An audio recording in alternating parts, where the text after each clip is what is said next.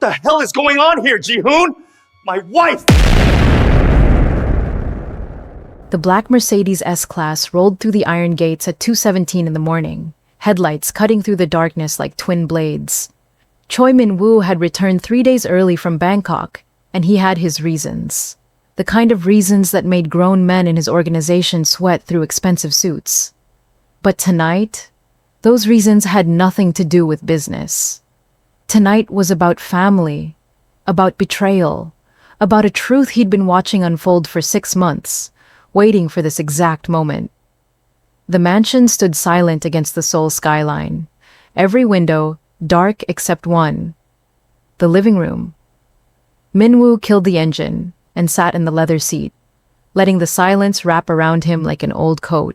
He'd built this empire with blood and calculated violence, survived 3 assassination attempts, buried rivals in foundations of buildings that now scraped the sky. But nothing, absolutely nothing, had prepared him for what he was about to walk into. Or perhaps he'd been preparing for exactly this his entire life. He pulled the keys from the ignition. The soft click echoed in the garage like a gunshot. Inside the house, Ji-hoon's hands were tangled in Amara's braids, their breath coming in short gasps as they kissed like the world was ending. Because in a way, it was. They both knew this was wrong on every level that mattered. Knew it could get them both killed. But 6 months of living under the same roof, 6 months of pretending not to feel what burned between them, 6 months of catching each other's eyes across dinner tables, while his father watched with those cold, knowing eyes, it had all led to this moment. To her pressed against the bookshelf, his mouth on her neck, her fingers digging into his shoulders like she was drowning and he was air. The front door opened with a whisper. They didn't hear it at first, too lost in each other, in the temporary insanity of finally giving in to what they'd denied themselves since the night she walked into this house as his stepmother. That word, stepmother. It tasted like poison every time Ji-hoon thought it. She was 25 years old. His father was 52. And Ji-hoon, at 26, had been in love with her since they were students sharing coffee-stained textbooks in the university library, too scared to name what they felt. Then came the footsteps. Slow, deliberate. Each step a countdown to devastation. They broke apart like teenagers caught in a car, eyes wide with terror. Amara's lipstick was smeared across Ji-hoon's mouth. His shirt was half unbuttoned. There was no hiding this, no explaining it away. And both of them knew exactly what Choi Min-woo did to people who betrayed him. The living room door swung open. Min-woo stood in the doorway, still wearing his business suit, not a hair out of place despite the long flight from Thailand. His face was unreadable, not angry, not shocked, just calm, the kind of calm that came before storms that leveled cities. He looked at his son, then at his wife, then back at his son. 5 seconds of silence that felt like drowning. Then he spoke, voice quiet as falling snow. "Well, this is unexpected." Ji-hoon stepped in front of Amara instinctively, shielding her with his body, the same way he'd protected her from his father's drunk business partners at that horrible dinner party 2 months ago. The same way he'd wanted to protect her from this entire nightmare since the day she arrived. But you couldn't protect someone from a situation you'd both created. "Father, I can explain." Min-woo raised one hand. Just one hand. The gesture was enough to silence his son completely. 26 years of conditioning, of learning to read his father's moods like weather patterns, of knowing when to speak and when to shut up and pray. "Not now," Min-woo said. He walked further into the room, each step measured, controlled. He wasn't drunk, wasn't even armed as far as Ji-hoon could tell. That somehow made it worse. "Both of you, sit down." It wasn't a request. Amara's hand found Ji-hoon's, squeezed once, then let go. They sat on opposite ends of the leather couch like children called to the principal's office. Min-woo moved to the bar cart, pulled out 3 crystal glasses, poured generous measures of whiskey into each. The sound of liquid hitting glass was the only noise in the room besides their breathing. He carried the glasses over, handed one to Ji-hoon, one to Amara, kept one for himself. "Drink," he said. Ji-hoon didn't move. Amara's hand shook as she took the glass. "I said drink." They drank. The whiskey burned going down. 30-year-old single malt, the kind his father saved for celebrating major deals or mourning major losses. Ji-hoon couldn't tell which this was. Min-woo settled into the armchair across from them, crossing his legs like they were discussing stock portfolios instead of infidelity. He took a slow sip of his whiskey, let it roll around his mouth, swallowed. Then he set the glass down on the side table with a soft click. "I'm going to tell you both a story," he said, "and you're going to listen. You're not going to interrupt. You're not going to cry or beg or make excuses. You're going to sit there and listen like your lives depend on it." Because they do. Amara's breathing had gone shallow. Ji-hoon recognized the signs of a panic attack starting. He'd seen her have one before, that night 3 months ago, when his father's accountant had asked too many questions about where she'd come from, what she'd left behind. Ji-hoon had found her in the bathroom, hyperventilating, and talked her down. They'd been just friends then. Or pretending to be. "This story," Min-woo continued, "starts 27 years ago. I was 25, just starting to build what would become this empire. I met a woman at a charity gala, Lee Sun-hee. She was a university student, art history major. Had absolutely no business being at an event like that, but her roommate dragged her along. I saw her across the room, and I knew. The way you know when you touch a hot stove. Instant. Inevitable." Ji-hoon's stomach dropped. His father never talked about his mother. Never. Not since the funeral 12 years ago. "I courted her the old-fashioned way. Flowers. Letters. Showed up at her classes. Her friends told her I was dangerous, that I ran with the wrong crowd. She didn't care, or she thought she could change me. Women always think that." Min-woo's smile was bitter. "We got married 6 months after we met. She got pregnant 3 months after that. With you, Ji-hoon." The room felt like it was shrinking. Amara's hand crept toward Ji-hoon's on the couch, stopped halfway, withdrew. For the first few years, it was good. As good as it could be for a mafia wife. She knew what I was, knew where the money came from. She accepted it because she loved me, and because you were beautiful, and because our life was comfortable. Comfortable enough to ignore the blood on my hands when I came home at night. Min-woo picked up his glass again, stared into it like it held answers. But then things changed. I got more powerful, more violent. The business expanded. I was gone for weeks at a time. When I was home, I was different. Harder. The things I'd seen, the things I'd done, they changed me.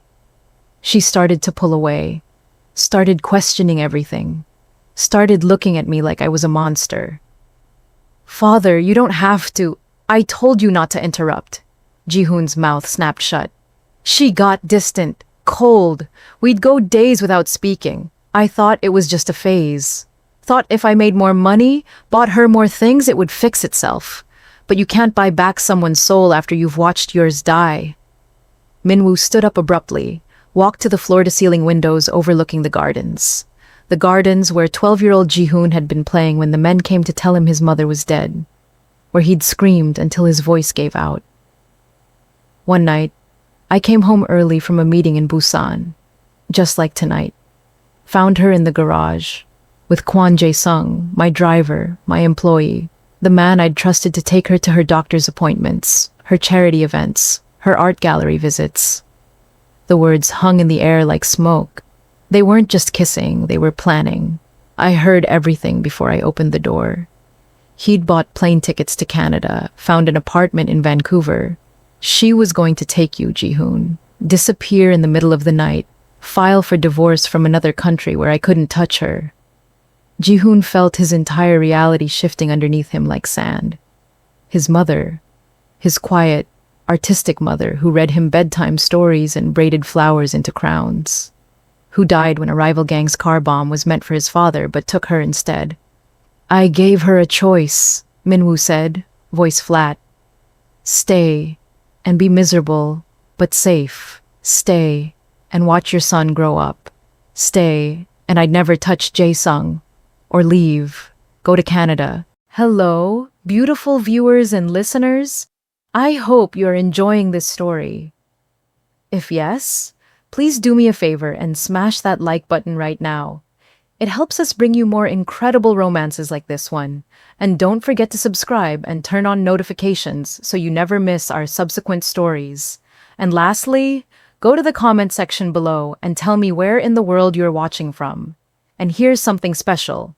If you'd like your name featured as a character in our next Mafia romance story, drop your name in the comments right now. We read every single one, and you might just become the next hero or heroine. All right, let's get back to the story. The silence that followed was suffocating. Amara's eyes were wet, tears tracking down her cheeks, but she made no sound. Ji-hoon stared at his father like he was seeing him for the first time.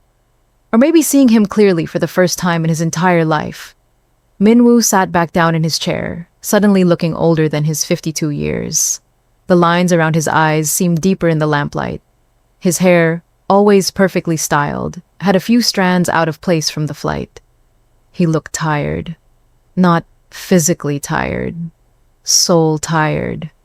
6 months ago, he said, I was in Johannesburg. Business deal, the kind that required my personal attention. We were moving product through South Africa, using medical supply chains as cover. Clean operation, professional. But there was a problem in one of the rural clinics we were using. Supplies kept going missing, not stolen for profit, just disappearing. He picked up his whiskey again, rolled the glass between his palms. I went to investigate myself, drove 8 hours into Limpopo province, found this tiny clinic in a township. No running water half the time, no electricity after dark. And there was this young doctor, this black woman with braids down to her waist, working 16-hour days, treating everyone who walked through the door, using our supplies, the ones we were supposed to be smuggling. Amara's hand flew to her mouth. She had no idea what she was stealing from. Thought they were legitimate donations from a pharmaceutical charity.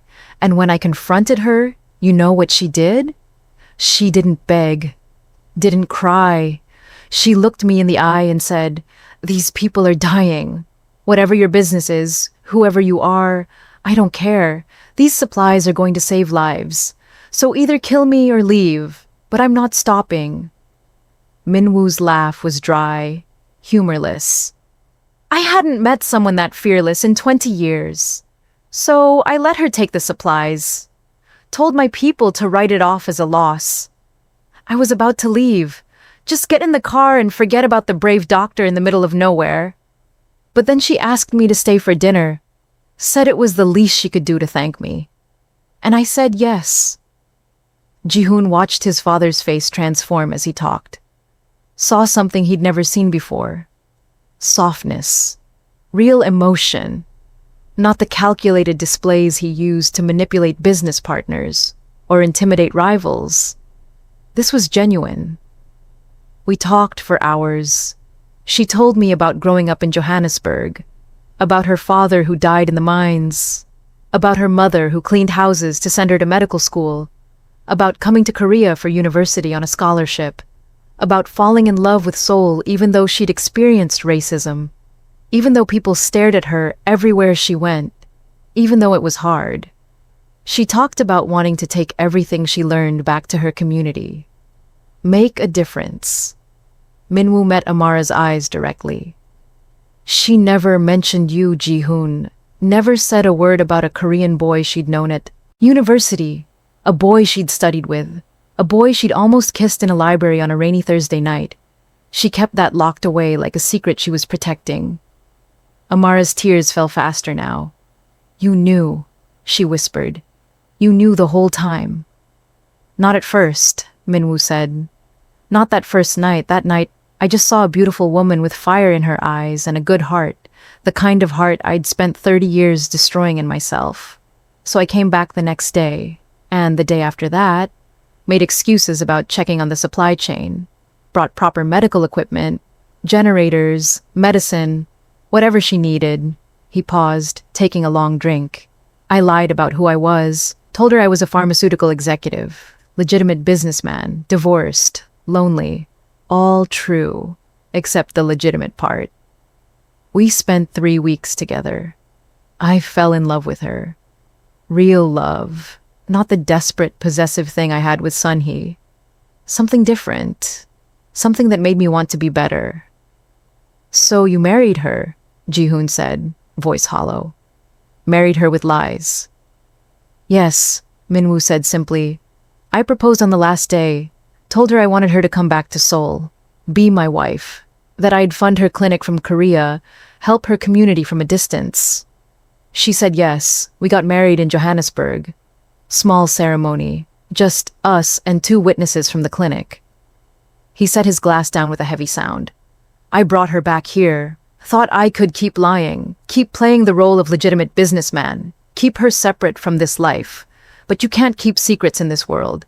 Within a month, she found documents, contracts, names of people I'd killed. She confronted me, screamed at me in this very room, called me a monster, said she wanted a divorce, wanted to go home. But you didn't let her, Amara said, voice shaking. No, I didn't let her. Because by then, I'd done my research. Real research. Found out about her time at Korea University. Found photographs from a medical student charity event. Found her standing next to my son. Saw the way they looked at each other in those pictures, the way you're looking at each other right now. The room temperature seemed to drop 10 degrees. So I made a call to Johannesburg, to a man who owed me a favor. Told him to visit Amara's mother. Just visit, just have a conversation.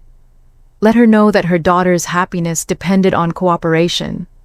That if Amara tried to leave, if she filed for divorce, if she did anything except play the perfect wife, her mother would have an accident. The clinic would burn down. The community she loved would suffer. You bastard, Ji-hoon breathed. Yes, Minwoo agreed. I am. But I'm a bastard who loved her, who wanted her to stay, who was selfish enough to trap her. Just like I trapped your mother, Ji-hoon. Just like I trap everyone who gets close to me. Amara stood up suddenly, swaying slightly. I need air. I need... Sit down, Minwoo said, not unkindly. We're not finished. I think we're very finished, she said, voice rising. You're a monster. You trapped me here, threatened my family, made me play house with you while you fell in love with my son. Yes, I know. The admission hung in the air. I've known for 5 months, Minwoo continued, since that night when the power went out, when Ji-hoon stayed with you because you were afraid of the dark, when you cried in his arms and told him everything, about how I found you, how I forced you here, how you never wanted any of this. Ji-hoon's blood ran cold. You were listening. I'm always listening. Cameras in every room except the bathrooms. Audio only, not video. Don't worry, I haven't seen anything I shouldn't. But I've heard everything, every late-night conversation, every confession, every time you told him you loved him but couldn't be with him, every time he said he'd find a way to free you. Minwoo stood again, walked to a painting on the wall. A landscape, mountains, and rivers. He pressed something behind the frame, and a section of the wall slid open, revealing a safe. He worked the combination, pulled out a thick manila envelope. 5 months I've been listening to you two fall in love? 5 months watching you both tear yourselves apart trying to stay loyal to me, to family, to duty. 5 months of watching my son become a better man than I ever was, because he was willing to walk away from what he wanted for the right reasons. He tossed the envelope onto the coffee table between them. It landed with a heavy thud. Open it. Neither of them moved. Open it, he repeated. Ji-hoon reached for the envelope with shaking hands. Inside were documents, legal papers, medical reports, photographs. His hands froze on the first page. Is this a cancer diagnosis? Yes. Stage 3 pancreatic cancer. Diagnosed 4 months ago. I have approximately 18 months to live. Maybe 2 years if I'm lucky. Which I'm not. The words didn't make sense. Ji-hoon read the medical report again. Then again. The letterhead was from Seoul National University Hospital. The signature was from Dr. Park Hyun-woo, the best oncologist in Korea. The man who'd treated 3 presidents and countless celebrities. The man who didn't make mistakes. Amara took the papers from Ji-hoon's numb fingers, read them with her medical training. Her eyes widened. "This is real," she whispered. "This is real."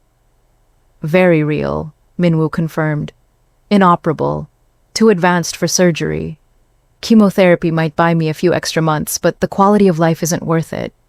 So I've decided to skip the treatment. Let nature take its course. I have maybe a year and a half before the pain becomes unbearable.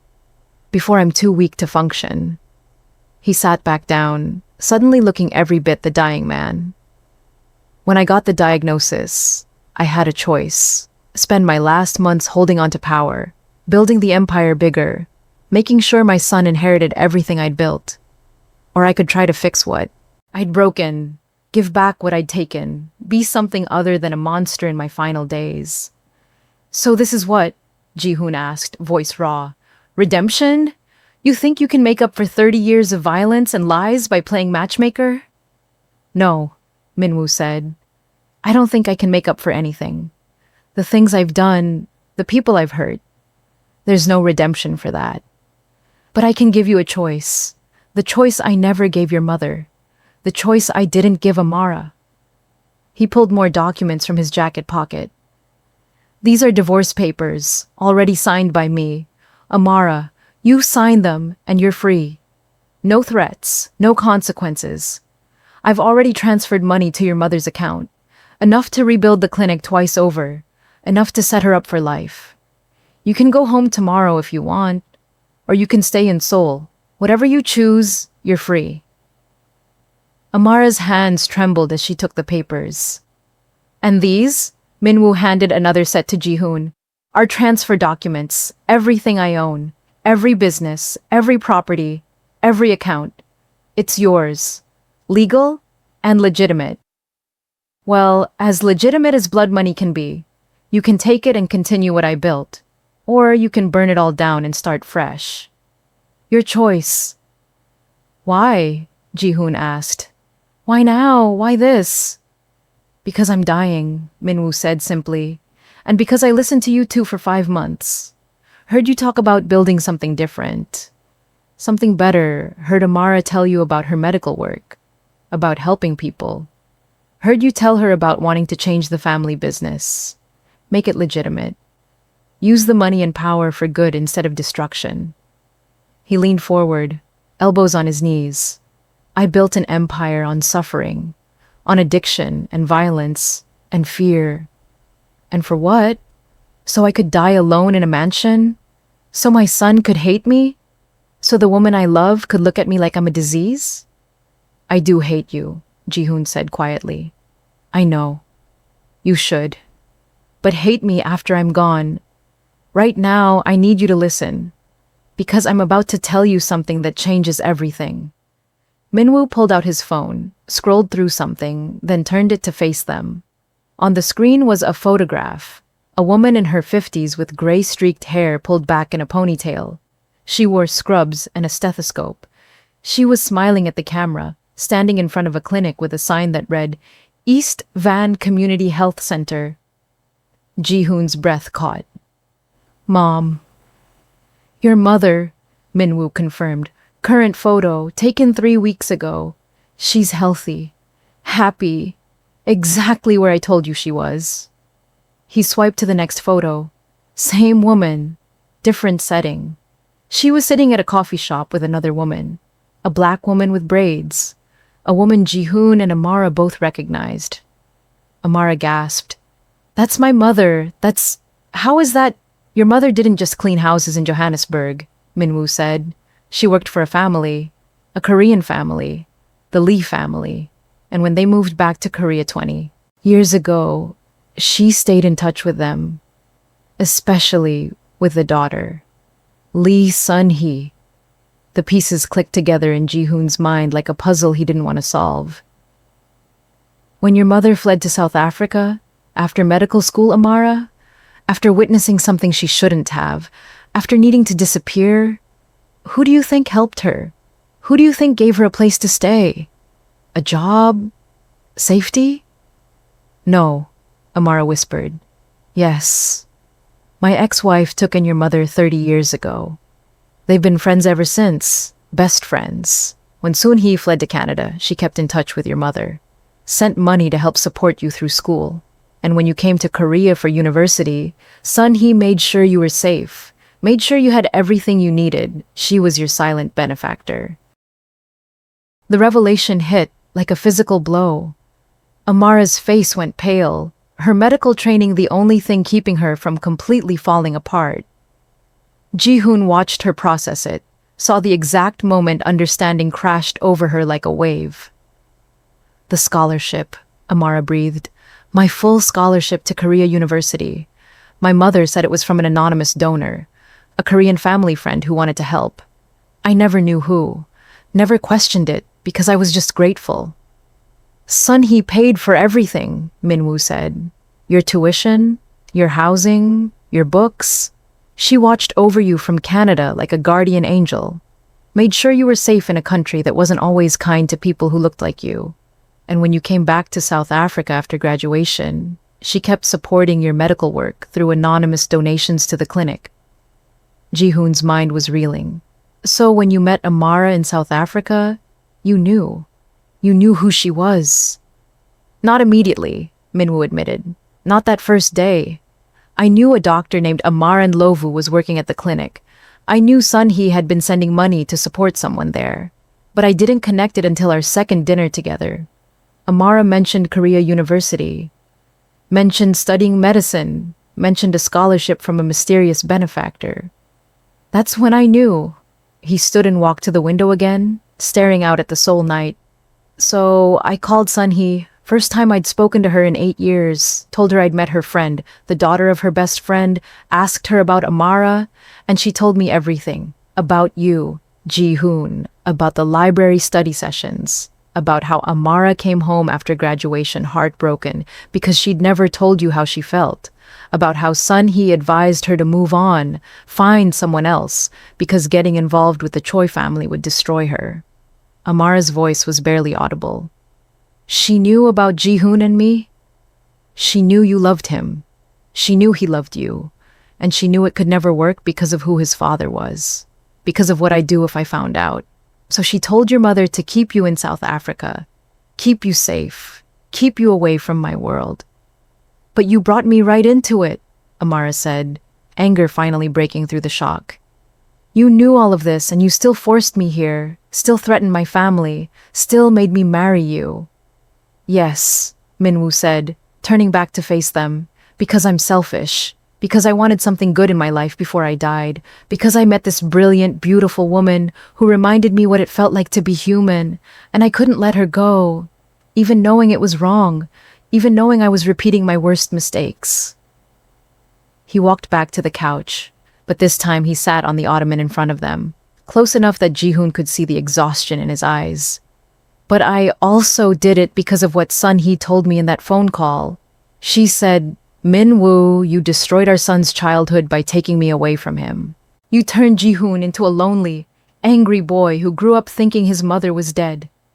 If you have any humanity left, if you have any love for him at all, give him what you took from me. Give him a chance at real love, at happiness, at something pure in a life surrounded by blood. The words settled over the room like snow. She told me to bring Amara to Seoul. Not as my wife, not as my prisoner, but as a gift, as a bridge back to her. She said, if you want to make amends before you die, start by giving our son his mother back, and give him the woman he loves. Stop taking things and start giving them back. So why didn't you? Ji-hoon demanded. Why the threats? Why the marriage? Why trap her? Because I'm weak, Minwoo said simply. Because when I met Amara, I fell in love with her myself. Fell so hard, I convinced myself I could have both. Could keep her as my wife, and still somehow give you two a chance. Could have my happiness and yours. Could fix everything with money and manipulation, like I always do. He rubbed his face with both hands. The cancer diagnosis changed that. Made me realize I don't have time for elaborate plans. Don't have time to slowly orchestrate some perfect scenario. I'm dying. And when I'm gone, you two need to be free. Need to have a chance at what Sunhee and I destroyed. You've been planning this, Ji-hoon said slowly. The whole time, the business trip to Bangkok, coming home early, catching us together. This wasn't an accident. No, Minwoo agreed. It wasn't. I left 3 days ago knowing you two would finally break. Knowing 6 months of tension and longing would explode the moment I was gone. I had someone watching the house. They called me when you kissed for the first time last night. Told me you'd spent the day together like a real couple. Cooking, laughing, being happy. He smiled, but it was sad. I sat in my hotel room in Bangkok looking at surveillance photos of you two dancing in the kitchen at midnight. Looking happier than I've ever seen either of you. And I thought, this is it. This is the moment. Time to stop playing God and let them choose their own path. So you flew back to catch us, Amara said. To free you, Minwoo corrected. There's a difference. If I'd just given you divorce papers out of nowhere, you wouldn't have trusted it, would have thought it was a trap. But catching you together, seeing the guilt on your faces, making you think you're in danger, that makes what comes next real, makes you believe it. He pulled out more papers from his jacket. This man was apparently carrying half a filing cabinet on him.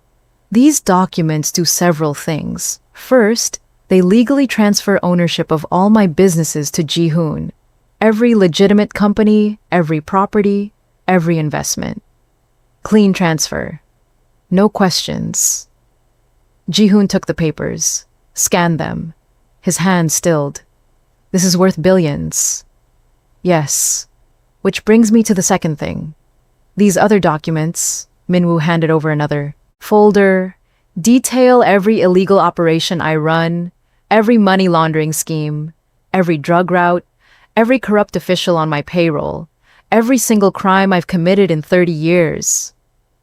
Why would you give me this? Ji-hoon asked. Because you're going to shut it all down, dismantle everything illegal, turn over the evidence to the authorities, cooperate fully. You'll probably face some charges yourself as my heir, but with cooperation and the right lawyers, you'll get immunity. The legitimate businesses are worth enough to keep you wealthy for life. The illegal ones need to die with me. Minwoo's voice was firm now, commanding. This was the crime boss talking. You're going to take the pharmaceutical companies I own and actually use them for good. Fund medical research. Provide affordable medicine.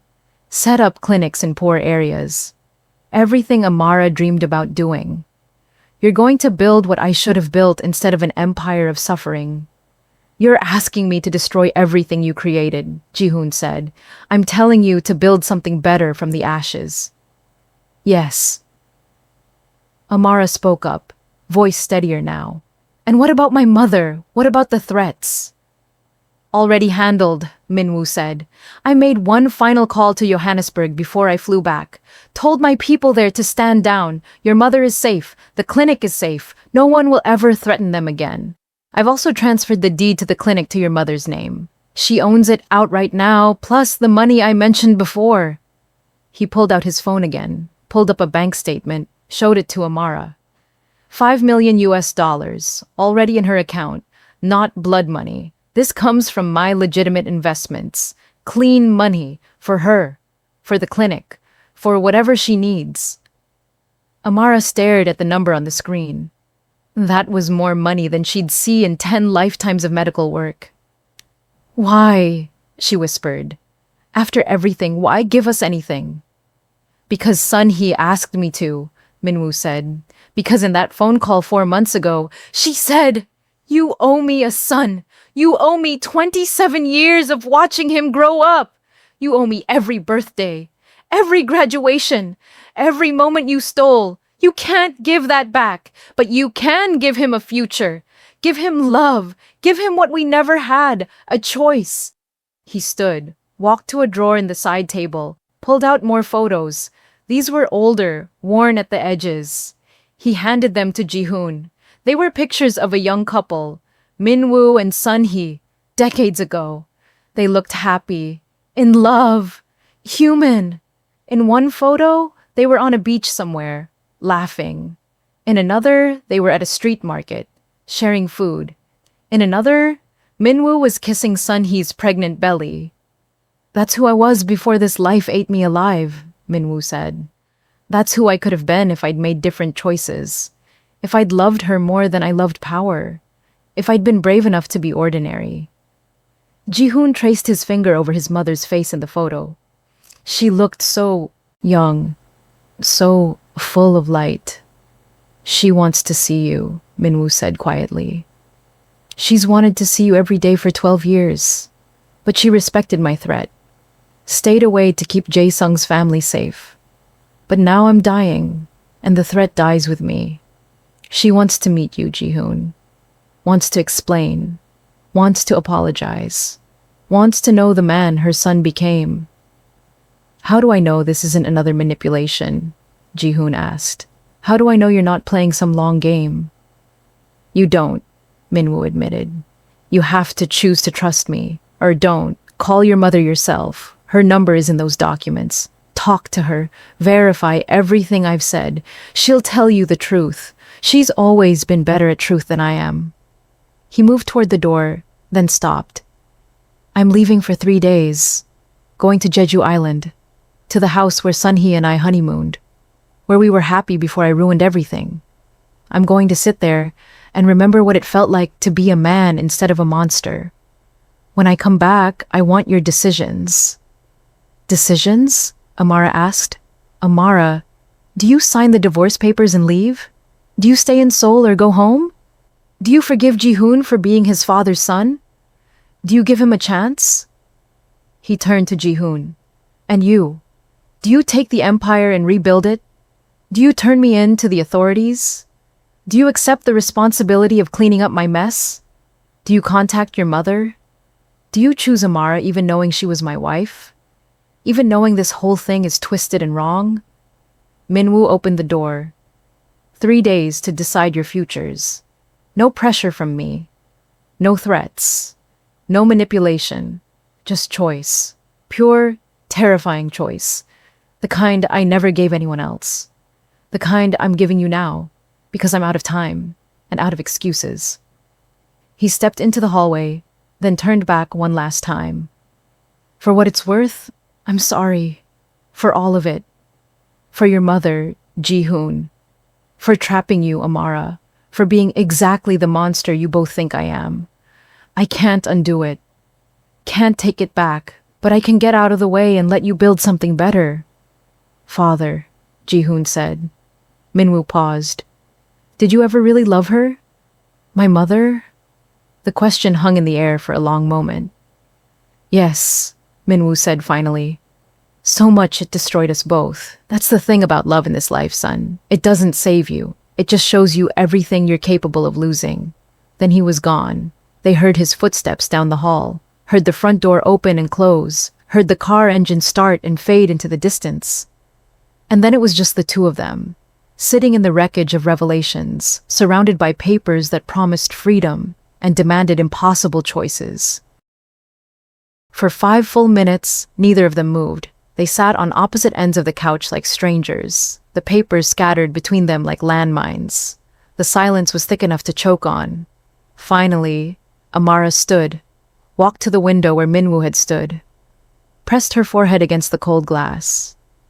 "My entire life is a lie," she said to her reflection. "Everything I thought I knew, every choice I thought I made, it was all strings being pulled by people I never even knew were there." Ji-hoon wanted to go to her, wanted to wrap his arms around her and promise that everything would be okay. but he didn't move. Couldn't move, because he didn't know if everything would be okay. Didn't know if they could survive this? My mother knew your mother, Amara continued, voice distant. They were friends, best friends, and neither of them ever told me. My scholarship, my education, my entire career, it was all because of a woman I've never met. A woman who's been watching over me from another continent, while I had no idea she existed. She was protecting you, Ji-hoon said quietly. From my father. From this life. And yet, here I am anyway. Amara turned to face him. Her eyes were red, but dry now, past tears. Married to your father, in love with you, trapped in exactly the situation she tried to prevent. So what was the point? What was any of it for? I don't know. Do you believe him? She asked. About the cancer? About wanting to make things right? Ji-hoon picked up the medical reports again. Studied them. These are real. I know Dr. Park's signature. I've seen it before when my father had that health scare 5 years ago. And the hospital stamps, the test results, the dates, it all checks out. He's dying. That doesn't mean he's telling the truth about everything else. No, Ji-hoon agreed. It doesn't. Amara crossed back to the couch, sat down, but closer this time, close enough that their knees almost touched. We should call her, your mother. Verify his story. Ji-hoon looked at the documents, found the phone number written in his father's neat handwriting, a Vancouver number, country code 1. His mother was a phone call away. After 12 years of thinking she was dead, of mourning her, of visiting her grave every year on the anniversary, she was just a phone call away. I can't, he said. Not yet. I don't know what I'd even say. Hi, Mom. Surprise? You're alive? Amara suggested, and despite everything, there was the ghost of humor in her voice. I've been visiting your empty grave for over a decade, but Dad says you're in Canada, so that's cool? Ji-hoon almost laughed. Almost. Something like that. They sat in silence again, but it was different now, less hostile, more shell-shocked.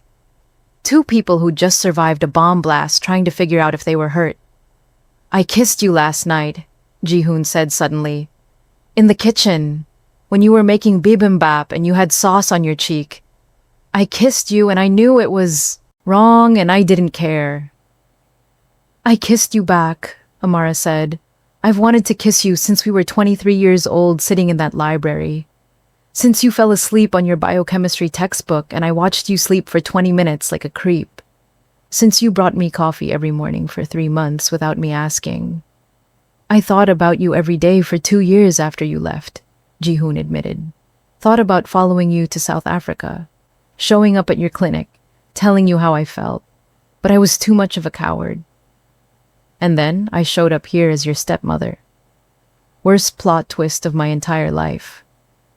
This time Amara did laugh, but it was broken. What do we do, Ji-hoon? How do we even begin to untangle this? He picked up the divorce papers. They were simple, clean, just signatures needed. Amara's and the witness statements that were already filled in. 3 signatures, and she'd be free. Sign these, he said. That's the first step. You sign these and you're not his wife anymore. You're just Amara, just yourself. She took the papers, stared at them like they were written in a foreign language. If I sign these, what are we? She asked. You and me? I don't know, but we can't figure that out while you're married to my father. That's too twisted, even for this family. Amara found a pen in the side table drawer, clicked it open, clicked it closed, opened it again. Her hand hovered over the signature line. If I sign this, I'm admitting it was real. The marriage, that it existed, that I was his wife, even if it was forced, even if I never wanted it. If I sign this, it becomes part of my history forever.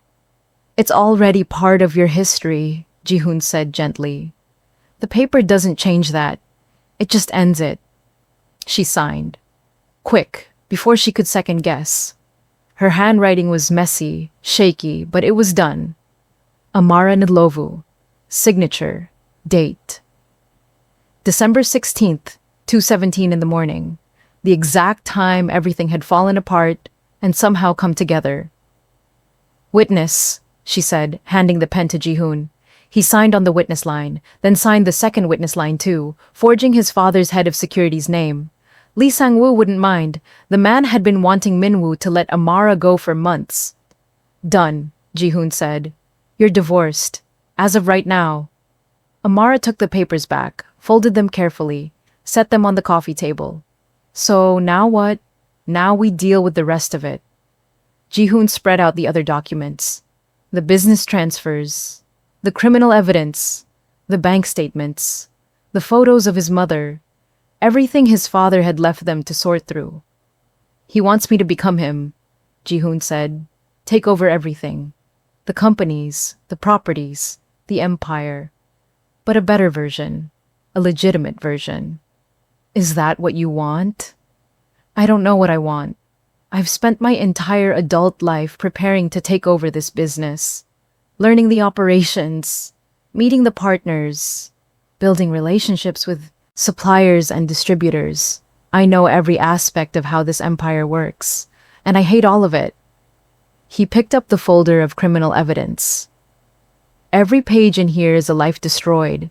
Every transaction is someone's addiction, someone's overdose, someone's family torn apart. My father built this on suffering, and I was supposed to inherit it and keep going, keep destroying lives for profit. But you don't have to, Amara said. He's giving you a choice. Shut it down. Turn it all over. Start fresh. With what? The legitimate businesses are worth billions. Yes, but they're built on blood money. Every pharmaceutical company, every real estate holding, every investment, it all traces back to drug money. How do I clean that? How do I make that right? Amara was quiet for a moment, then said, You can't make it right. You can't undo what's been done, but you can stop it from continuing, and you can use what's left to help instead of hurt.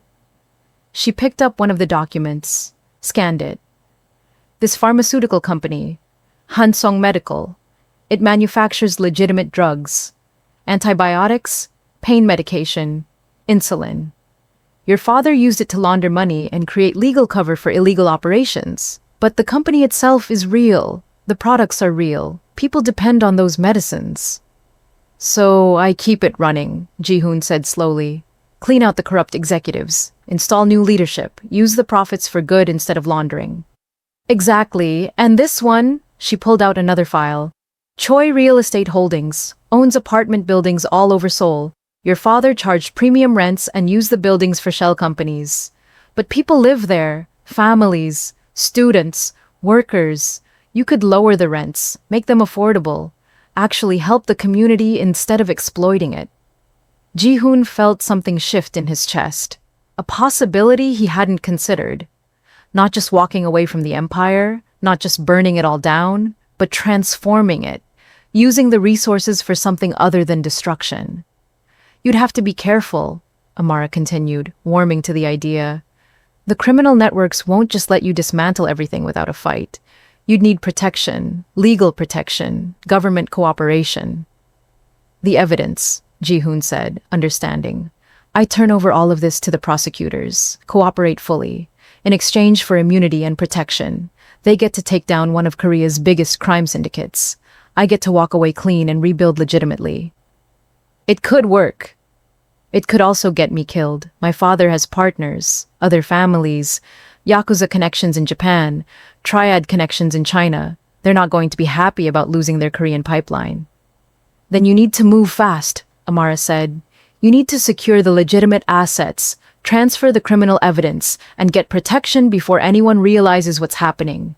You have 3 days while your father is in Jeju, 3 days before the organization realizes something has changed. Ji-hoon looked at her. Really looked at her. She'd gone from devastated to strategic in the span of minutes. This was the woman who'd stood up to his father in a South African clinic, who'd demanded he either kill her or let her save lives, who'd survived 6 months in a prison of a marriage without breaking. You're brilliant, he said. I'm practical, she corrected. And I'm angry. Your father stole 6 months of my life, threatened my family, used me as a pawn in whatever twisted game this is. I want to make sure that when he dies, everything he built dies with him. Every bit of suffering, every drop of blood, I want it buried so deep it never comes back. There was steel in her voice. Fire. Ji-hoon saw in that moment exactly why his father had fallen for her. Why anyone would. She wasn't just beautiful, or kind, or smart. She was fierce, unbreakable. Help me, he said suddenly. Help me do this. You have medical knowledge. You understand pharmaceuticals. You know what these communities need. Help me turn these businesses into something that actually helps people. Ji-hoon, I'm not qualified to run a pharmaceutical empire. You're more qualified than I am. I know business and crime. You know medicine and ethics. Together, we could actually pull this off. We could build something good from something evil. Amara shook her head slowly. That's not fair. You're asking me to tie my future to yours before we've even figured out what we are to each other. Before we've processed any of this. I know, Ji-hoon admitted. I know it's too fast and too complicated and too insane, but we don't have time for slow. We have 3 days to make decisions that will affect the rest of our lives. 3 days before my father comes back and this window closes. What if I want to go home? Amara asked. What if I sign these divorce papers and get on a plane to Johannesburg and never look back? What if I just want to be done with all of this? The question hung between them. Then I'd understand, Ji-hoon said quietly. I'd hate it, but I'd understand. You've earned the right to walk away, to go back to your life, your mother, your clinic, to forget this nightmare ever happened. But I don't think that's what you want. I think you want what I want. A chance. A real chance to see what we could be without my father's shadow. Without threats or manipulation or impossible situations. Just us. Clean slate. Amara stood again, paced to the bookshelf where they'd been kissing when Minwoo walked in. Ran her fingers over the spines of books, medical texts and business journals and classic literature all mixed together. I had a plan, she said. Before I came back to Korea, before your father found me, I had a plan. 5 years working at the clinic, build up enough experience and reputation. Then, apply for funding to expand. Open 3 more clinics in different provinces. Train local doctors. Create a sustainable healthcare network for underserved communities. That was my dream. She turned back to face him. And then your father happened. And I thought that dream was dead, that I'd spend the rest of my life playing house with a monster while my real life withered away in South Africa. While my mother wondered why I stopped calling as much. While my friends moved on without me. While everything I'd worked for became a memory. It doesn't have to be dead, Ji-hoon said. The money my father gave your mother, that's enough to start your expansion. And if you help me with the pharmaceutical companies, we could provide medicine to your clinics, equipment, training. We could build what you dreamed, but bigger. That's not a clean slate. That's me trading one Choi family obligation for another. No, Ji-hoon said firmly. It's partnership. It's equals working together. You're not my stepmother anymore. You're not my father's wife. You're just Amara. And I'm just Ji-hoon. 2 people who loved each other before any of this insanity happened. 2 people trying to figure out if that love survived. Amara walked back to the couch, sat down directly next to Ji-hoon this time, close enough that their shoulders touched, close enough that he could smell her perfume, something floral and light that she'd worn since university. Some things hadn't changed, even when everything else had. Tell me what you remember, she said. From before, from when we were just students. Ji-hoon leaned back, closed his eyes, let himself remember. October 15th, Tuesday. You were in the library studying for the physiology midterm. You had your hair up in a bun with 2 pencils stuck through it. You were wearing a green sweater that was too big for you. You'd been there for 6 hours and hadn't eaten. I brought you kimbap from the convenience store, and coffee with too much sugar. You remember the date? I remember everything about that day. It was the first time you smiled at me. Really smiled. Not polite or grateful, but like you saw me, like I was a real person, and not just the weird quiet guy who studied alone in the corner. Amara's voice was soft. I always saw you. From the first day of organic chemistry when you corrected Professor Kim's equation, and he got mad, but you were right. You were always right, but you never showed off about it. You just quietly knew things and helped people and disappeared before anyone could thank you properly. I was terrified of you, Ji-hoon admitted. Of me? Why? Because you were everything I wasn't. Confident. Open. You talked to everyone. Made friends with the security guards and the cleaning staff and the cafeteria workers. You knew everyone's names. Everyone loved you. And I was this closed-off person who barely spoke, who had secrets I couldn't share, who knew that if anyone got too close, they'd figure out who my father was and everything would change. Did anyone know? At university? No, I used my mother's maiden name. Lee. Common enough that no one questioned it. Paid my tuition in cash. Drove a regular car. Lived in a regular apartment. Pretended to be normal for 4 years. Amara took his hand. Just held it. Her fingers were warm. December 3rd, she said. Thursday. It was raining. We'd been in the library for 8 hours working on our research presentations. Everyone else had left. It was just us and the night security guard. You walked me to the bus stop with your umbrella. We stood there waiting, and you were telling me about this article you'd read about gene therapy. And I wasn't listening. I was just watching you talk. Watching how your whole face changed when you got excited about something. How you forgot to be guarded. Ji-hoon remembered. God, he remembered. The bus came and you got on, and I stood there in the rain like an idiot wishing I'd said something. Anything. Told you I liked you. Asked you to dinner. Something. But I just watched the bus drive away. I looked back, Amara said, through the rear window. You were still standing there getting soaked, and I almost got off at the next stop. Almost came back. But I was scared too. Scared that if I said something and you didn't feel the same way, we couldn't be friends anymore. And I needed you as a friend more than I needed you as anything else. So we just kept studying together. For 4 more months until graduation, until I had to go back to South Africa because my visa was expiring and I couldn't afford to stay. Until that last day in the library when we both knew it was the last time and neither of us said anything. Ji-hoon opened his eyes, looked at her. I wrote you a letter. Did you know that? A whole letter confessing everything. How I felt, how I'd felt for 2 years, how I wanted to come to South Africa with you, how I'd give up everything just to keep studying in libraries with you for the rest of my life. What happened to it? I burned it. The night before graduation. Decided it was selfish to put that on you when you had your whole life ahead of you. When you had dreams that didn't include a Korean guy with a criminal father and a future in the family business. Amara was quiet for a long moment. I wrote you a letter too, she finally said. Said almost the same things. How much you meant to me. How I wished we'd had more time. How I'd never met anyone who understood me the way you did. I was going to give it to you at graduation. What happened to it?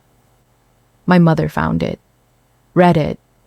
Sat me down and told me that falling in love with a Korean man, any Korean man, would complicate my life in ways I couldn't imagine. That interracial relationships were hard enough without adding international distance and cultural differences and family expectations. That I should focus on my career, on building my clinic, on helping my community. She said love could wait. She was trying to protect you. She was trying to protect me from your father without telling me why. Because she knew. She knew who you were, who your family was. Son, he must have told her, warned her, and my mother made sure I got on that plane without ever telling you how I felt. Ji-hoon felt anger rising in his chest. Everyone's been making our decisions for us. My father, your mother, my mother from another continent. Everyone pulling strings and moving us around like chess pieces. When do we get to decide for ourselves? Right now, Amara said firmly. Right now we decide. No more secrets, no more strings, just honest answers. She turned to face him fully. Do you love me? Not the memory of me from university. Not the idea of me, right now after everything. Even though I was married to your father. Even though this is messy and complicated and probably gonna hurt like hell. Ji-hoon didn't hesitate. Yes, I love you. I've loved you since you were 23 years old, arguing with Professor Kim about diagnostic protocols. Since you spent your lunch money buying food for the homeless man who lived outside the library. Since you stayed up all night helping me study for finals, even though you'd already aced the material.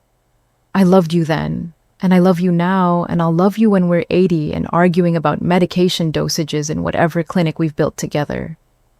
Amara's eyes filled with tears, but she was smiling. I love you too. I loved you when we were students, and I loved you when I came back to Korea and saw you standing in this house and realized my entire world had just collapsed.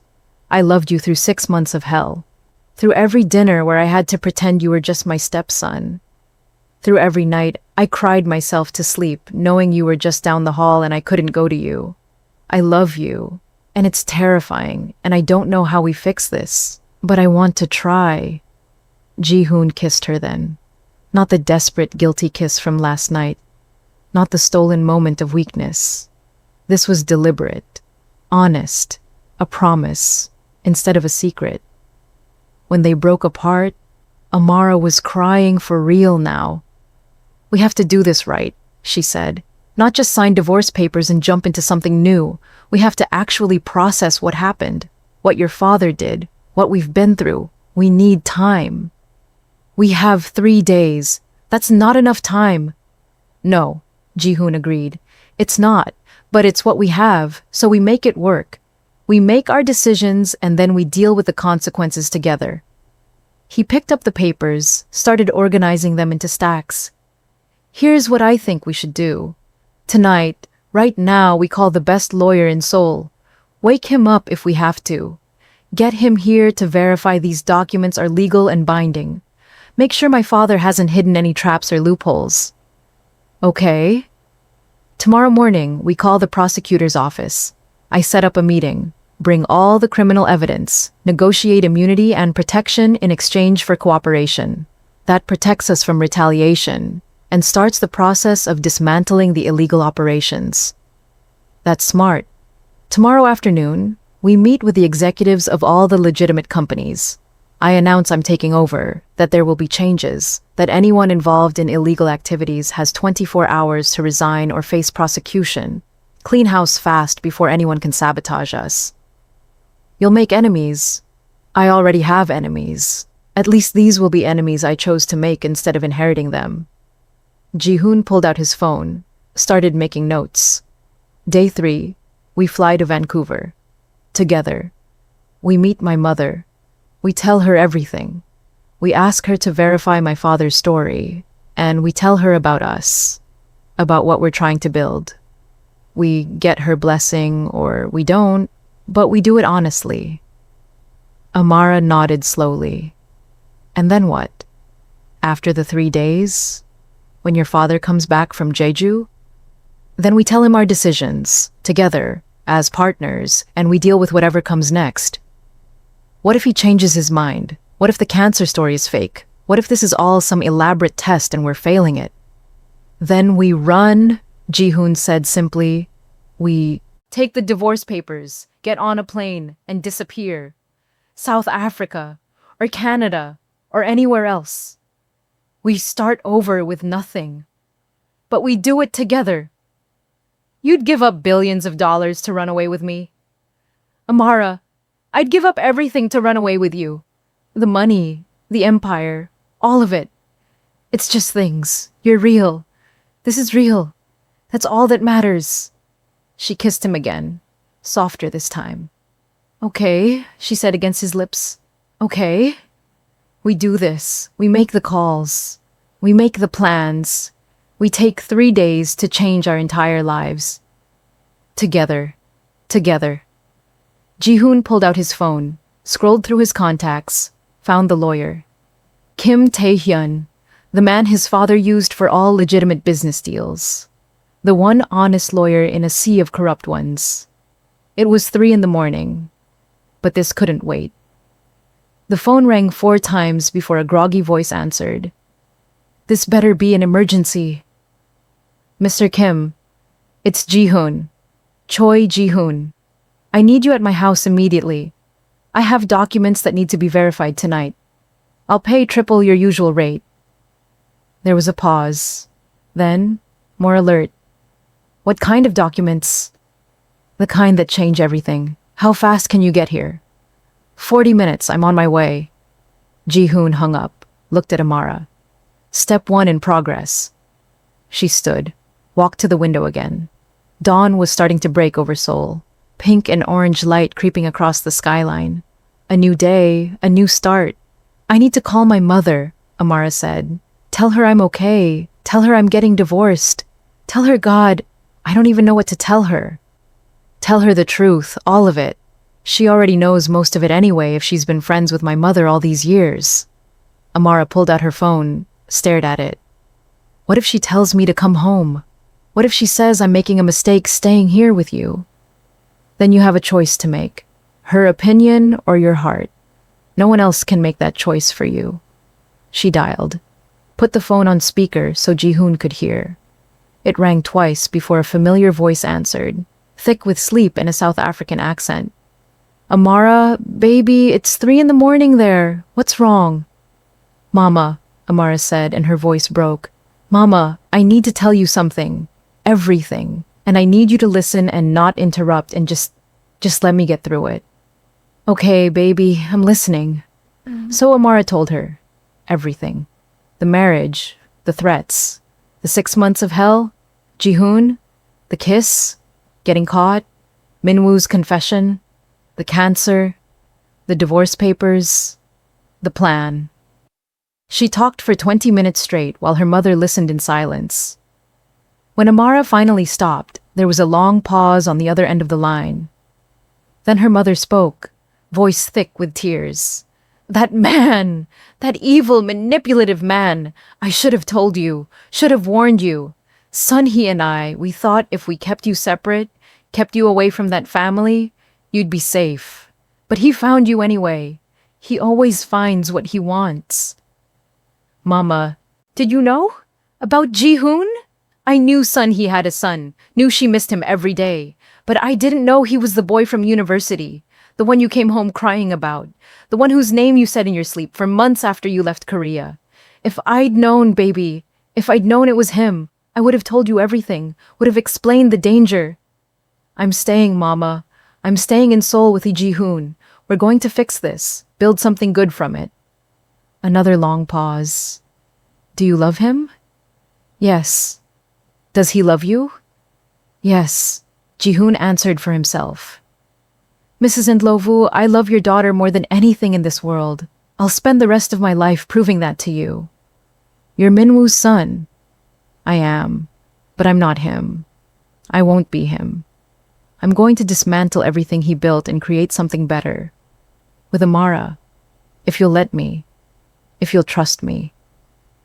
Amara's mother was quiet for so long they thought the call had dropped. Then, Sunhee used to tell me about her son, about how gentle he was, how kind, how different from his father.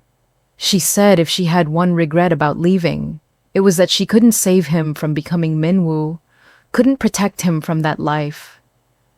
Her voice softened. But maybe you don't need saving. Maybe you'll save yourself.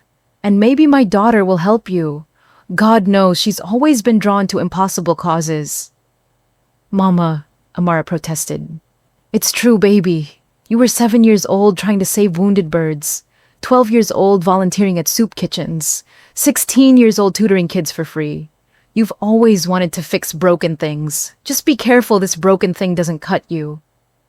I'll be careful, Amara promised. And you, her mother said to Ji-hoon, You hurt my daughter. You disrespect her. You ever make her feel like she's less than what she is. And I don't care if you're a mafia prince or the president of Korea. I will find you and I will end you. Are we clear? Crystal clear, Mrs. Ndlovu. Good. Now both of you get some sleep. You sound exhausted. We'll talk more tomorrow. And Amara, baby? Yes, Mama. I'm proud of you. For surviving. For being strong. For choosing love even when it's hard. Your father would be proud too. Amara's tears fell freely now. I miss him.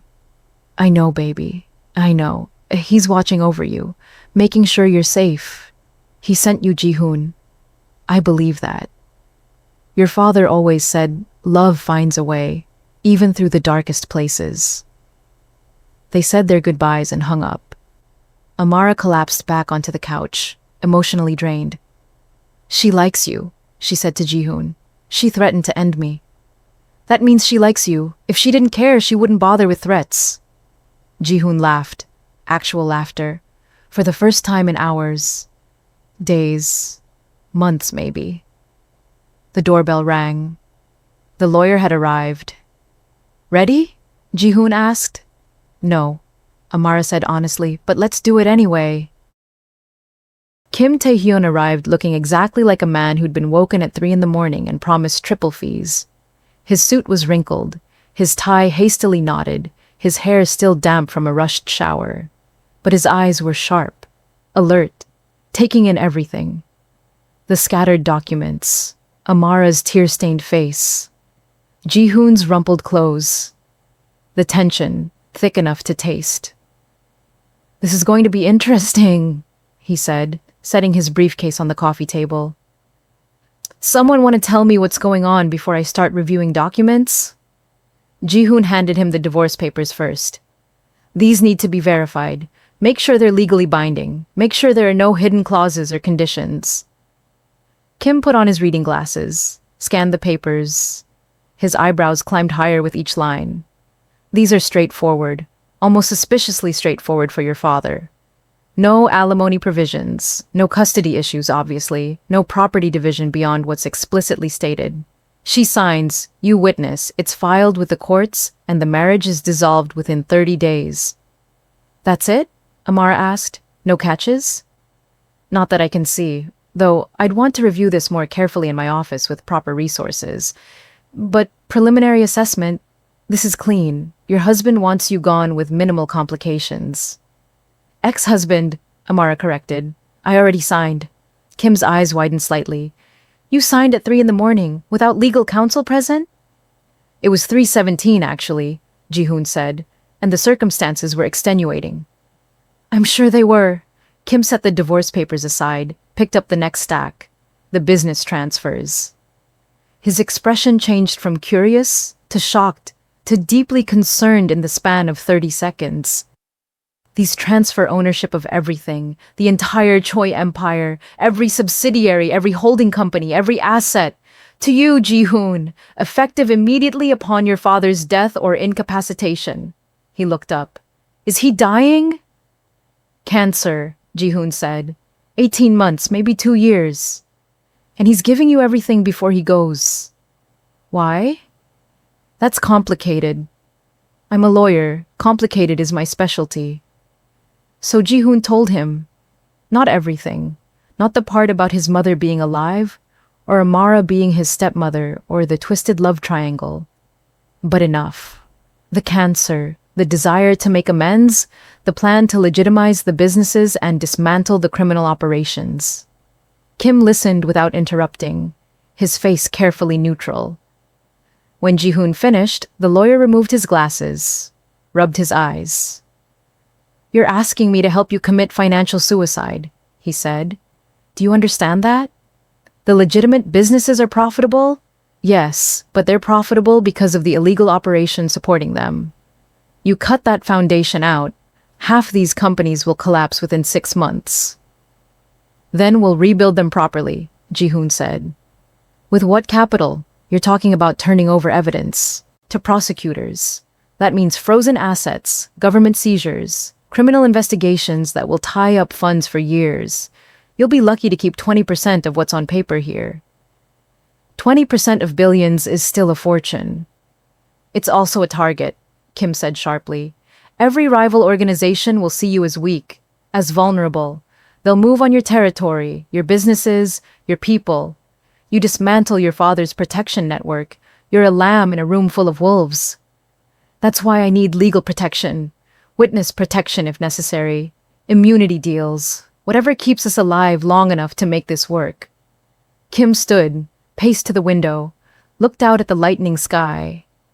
Us. You keep saying us. You and the doctor? Yes. The doctor who was married to your father until about 45 minutes ago. Yes. The doctor you're clearly in love with based on how you keep looking at her when you think I'm not watching. Yes, Ji-hoon said, not bothering to deny it. Kim turned back to face them. This is insane. You know that, right? This entire situation is a legal nightmare wrapped in an ethical disaster, covered in what might be multiple felonies. I know. And you want me to help you anyway? Yes, because you're the only lawyer my father trusted who isn't corrupt. Because you've been trying to get him to go legitimate for years. Because this is your chance to actually make a difference, instead of just shuffling papers and pretending you don't know where the money comes from. That hit home. Kim's jaw tightened. He'd been Minwoo's lawyer for 15 years. Watching him build an empire on blood while signing contracts and filing paperwork and telling himself he was just doing his job. The guilt was written all over his face. Triple fees, he said finally. Quadruple, Ji-hoon countered. And a bonus when it's done, when we've successfully transitioned the businesses and I'm not dead. When you're not dead, that's the metric for success here. Seems like a good one. Kim sat back down, pulled out a legal pad and pen. All right, let's build you a plan that doesn't end with you in prison or a grave. First thing, these business transfers need to be executed immediately, tonight, before anyone in the organization realizes what's happening. Can that be done? It's highly irregular, but with your father's signature and seal, yes. I'll need to verify the documents are properly notarized, then file them with the corporate registry. Takes a few hours if I push it through emergency channels. Do it. Second thing, the criminal evidence. You can't just walk into the prosecutor's office with this. You need to negotiate first. Get immunity in writing. Set terms. Otherwise, they'll use you to get convictions and then charge you as an accessory. Who do I talk to? Kim thought for a moment. Prosecutor General Lee Min-jung. She's been trying to bring down your father for a decade. Clean, honest, ambitious. She'll jump at this opportunity, but she'll also protect you if you play it right. She owes me a favor from a case 3 years ago. I can set up a meeting. How fast? Tomorrow afternoon. Give me time to make calls, prepare the ground. You don't spring something like this on the prosecutor general at dawn. What about protection? Amara asked. Ji-hoon said rival organizations will retaliate. How do we prevent that? You don't prevent it, Kim said bluntly. You mitigate it. First, you go public immediately. Call a press conference. Announce you're taking over the Choi companies and transitioning them to fully legitimate operations. Make it clear you're cooperating with authorities. That puts you in the spotlight. Makes it harder for rivals to move against you without drawing attention. It also makes me look weak, Ji-hoon said. You are weak. Right now, your father's reputation is the only thing keeping you alive. Once he's gone, that protection disappears. Going public, cooperating with prosecutors, that gives you different protection. Government protection, media protection. You become too visible to quietly eliminate. Ji-hoon nodded slowly. It made sense. Brutal sense. Third thing, Kim continued. You need to secure your personal safety immediately. Hire private security, former military or intelligence. People with no ties to your father's organization. Move to a secure location, at least temporarily. Make yourself a hard target. I have a place, Ji-hoon said. My mother's old studio. My father kept it after she died. No one knows about it except me. Small apartment in Hongdae. Nothing fancy, but secure. Perfect. You and Dr. Nlovu move there tonight. Take only what you need. Tell no one where you're going. I'm coming with him? Amara asked. Unless you want to stay in a house full of your ex-husband's employees and security staff who will report your every movement back to someone, Kim said. Yes, you're coming with him. For your own safety, if nothing else. Amara looked at Ji-hoon. He could see the hesitation in her eyes. Moving in together. Even temporarily. Even for safety. It was fast. Too fast. But Kim was right. Separate bedrooms, she said. We do this properly. Not just jump from one impossible situation to another. Separate bedrooms, Ji-hoon agreed. I'll take the couch. Fourth thing, Kim said, still writing notes. Your father's trip to Jeju. You said he's gone for 3 days. That's your window. But it's also a test. He's giving you rope. The question is whether you use it to build something or hang yourself. Meaning? Meaning he'll have people watching, reporting back. He'll know everything you do, every meeting, every phone call, every decision. So you need to decide right now. Are you doing this with his blessing or against his wishes? Because those are very different paths with very different outcomes. Ji-hoon pulled out his phone, looked at his father's last message, sent just before he'd walked out the door. He hadn't noticed it earlier. The message read, I meant what I said. 3 days. Your choice. But choose carefully. Some choices can't be undone. Some doors, once closed, stay closed forever. I love you, son. Even if you never believe that. Even if you hate me forever. I love you. He showed the message to Kim and Amara. That's not a threat, Kim said after reading it. That's a goodbye. Your father knows what you're going to do. He's counting on it. This whole thing, the confession, the documents, the 3 days, it's his way of forcing your hand, making you take action, become the man he couldn't be. So I'm doing exactly what he wants. No, Amara said softly. You're doing what you want, what we want. He just created the conditions for it to be possible. There's a difference. Kim checked his watch. It's 4:30 in the morning. I need to get to my office and start filing paperwork. You two need to pack and move to the safe location. We reconvene at noon. By then, I'll have the business transfers processed and the meeting with the prosecutor general scheduled. He stood, gathered the documents, carefully organized them into his briefcase. One more thing, he said at the door. You asked me earlier why I'm helping you, why I'd risk my reputation and possibly my life on this insane plan. And because I have a daughter. She's 16, smart, beautiful, wants to be a doctor like you, Dr. Nlovu. And every night I go home and look at her and think about the world I'm helping to create. A world where men like your father prosper, where violence and addiction and suffering are just business, where good people get crushed because they're too honest to fight dirty. His voice roughened. I told myself I was just a lawyer. Just doing my job, just representing a client. But that's a lie. I was enabling, facilitating, making it all possible with my contracts and my legal expertise.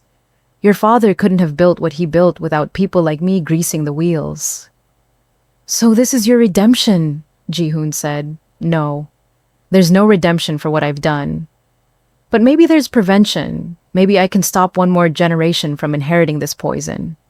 Maybe your children, if you have them, won't grow up in the same darkness you did. He opened the door, paused. Don't make me regret this, Ji-hoon. Don't waste this chance.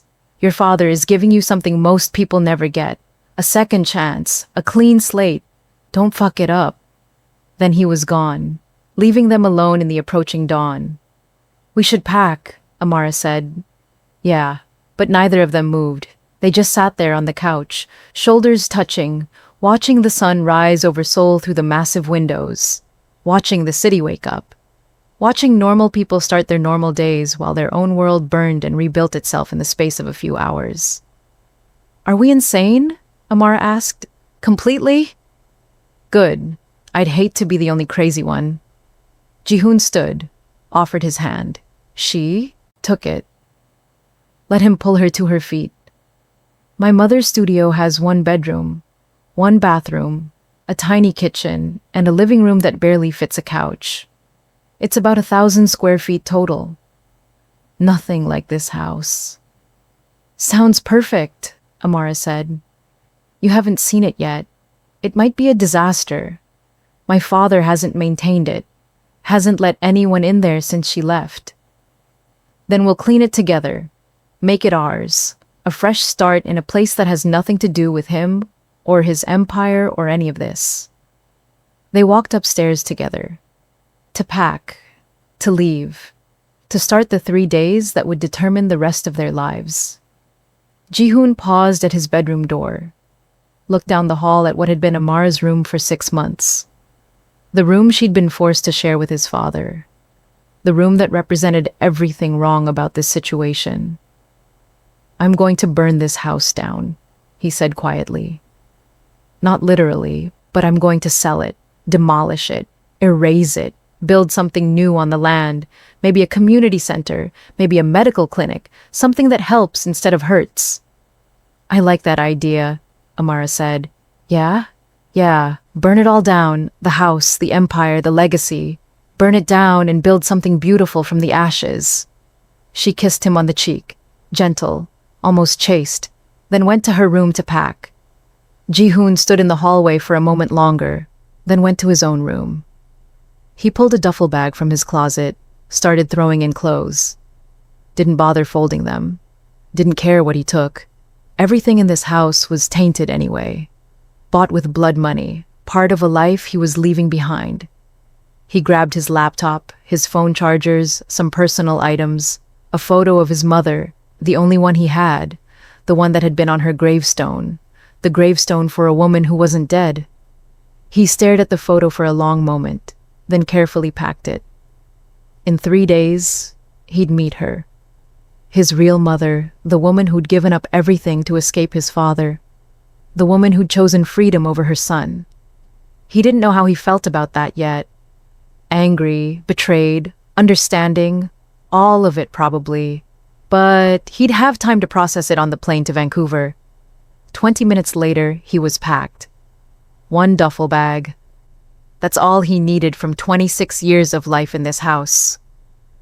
1 bag. He found Amara in the hallway with a small suitcase and a backpack. She'd packed even less than he had. Ready? He asked. Ready. They walked downstairs together, paused in the foyer. This massive house, this monument to his father's success and sins, suddenly felt like a tomb, empty and cold and full of ghosts. We should leave a note, Amara said. For who? For your father, when he comes back. So he knows we're safe. So he knows we're making our choice. Ji-hoon found a pen and paper in the hall table, wrote quickly, Father, we've made our decisions. The lawyer has the documents. The prosecutors will have the evidence. The businesses will be legitimized. And Amara and I are together, really together, building something good from what you built. This is what you wanted, isn't it? Your second chance lived through us. We'll make it count. We'll make it mean something. Thank you for the choice. Ji-hoon. He left the note on the coffee table next to the divorce papers and the empty whiskey glasses. Then they walked out of the house, left the door unlocked, got into Ji-hoon's car, an unremarkable sedan that wouldn't draw attention, drove through the gates as the sun fully rose over Seoul. In the rearview mirror, Ji-hoon watched the mansion disappear, watched his old life recede into memory, felt something in his chest loosen. Something he hadn't even known was tight. Where to? Amara asked. Hongdae, my mother's studio, our new temporary home. Our home? Amara repeated, testing the words. That sounds nice. Yeah, Ji-hoon said. It does. They drove through morning traffic in comfortable silence. 2 people who'd been strangers, then friends, then something impossible, now finally becoming what they should have been all along. Partners. Equals. Two people choosing each other without manipulation or force or impossible circumstances. Just choice. Pure, terrifying, beautiful choice. The studio was in a narrow building wedged between a vintage clothing shop and a small cafe in the heart of Hongdae. 4 floors up, no elevator, just steep stairs that made Amara's legs burn by the time they reached the top. Ji-hoon pulled out a key he'd carried for 12 years, but never used, slid it into the lock. The door opened with a creak that spoke of neglect and time. Inside, the air was stale, but not unpleasant. Dust covered every surface like a fine layer of snow. The space was exactly as Ji-hoon remembered from the one time he'd been here as a child, before his mother left. Small living room with a worn couch, kitchenette with outdated appliances, a bedroom barely big enough for a double bed. One bathroom with cracked tiles, windows overlooking the busy street below, now covered in grime. "It's perfect," Amara said, setting her suitcase down. "It's a disaster. It's ours. That makes it perfect." She walked to the windows, tried to open one. It stuck, then gave with a groan, letting in fresh air and the sounds of Seoul waking up. Traffic, and conversation, and life happening below them. Normal life, the kind they'd never had. "Your mother lived here?" Amara asked. "For 2 years before I was born, when she was an art student. My father bought it for her, let her keep it even after they married and moved to the mansion. She'd come here to paint when she needed space, when she needed to remember who she was before she became Mrs. Choi." Ji-hoon ran his finger through the dust on a side table. "The last time I was here I was 6 years old. She brought me after school. Let me paint with her. We made a mess with watercolors and she didn't care, just laughed and said art was supposed to be messy. That life was supposed to be messy. I remember thinking she seemed different here. Lighter, like she could breathe. And then she left. And then she left. My father kept paying the rent all these years, kept the utilities on, kept it frozen in time like a museum to his failure. I don't think he ever came back here after she was gone. Couldn't bear to see it empty." Amara walked into the bedroom. A simple bed frame with no mattress. A dresser with drawers half open. A closet still containing some clothes, decades old, moth-eaten now. She pulled out a dress, pale blue cotton, simple and pretty. This was hers? Probably. My father never cleared anything out, just locked the door and walked away. That's sad, all these things just sitting here, waiting for someone who never came back. Until now. Amara hung the dress back up carefully. "We'll need to clean, buy a mattress, get groceries, make this livable." "We have about 6 hours before we meet with Kim," Ji-hoon said, checking his watch. "Think we can make this place habitable by then?" "We can try." They spent the next 2 hours cleaning, opened all the windows to air out the space, swept and mopped floors, wiped down surfaces, scrubbed the bathroom until it was actually usable, threw out anything that had gone bad or was beyond saving. It was mundane work, domestic work, and somehow it felt more real than anything that had happened in the mansion. This was them building something together, actually working side by side instead of stealing moments in hallways. Around 8 in the morning, Ji-hoon went out to buy supplies. Mattress from a nearby store that promised same-day delivery. Bedding, towels, toiletries, groceries, cleaning products. He paid in cash, didn't use any cards that could be traced. Stayed alert for anyone following him, though the busy morning crowds made that nearly impossible to tell. When he got back, Amara had found a box in the bedroom closet. She sat on the floor surrounded by contents, her face wet with tears. "What is it?" Ji-hoon asked, setting down the bags. "Letters," she said, voice thick. "Your mother wrote letters. To you. She never sent them, but she wrote them. One for every birthday, every Christmas, every milestone. 12 years of letters she never mailed." Ji-hoon knelt beside her, picked up one of the envelopes. His name in his mother's handwriting.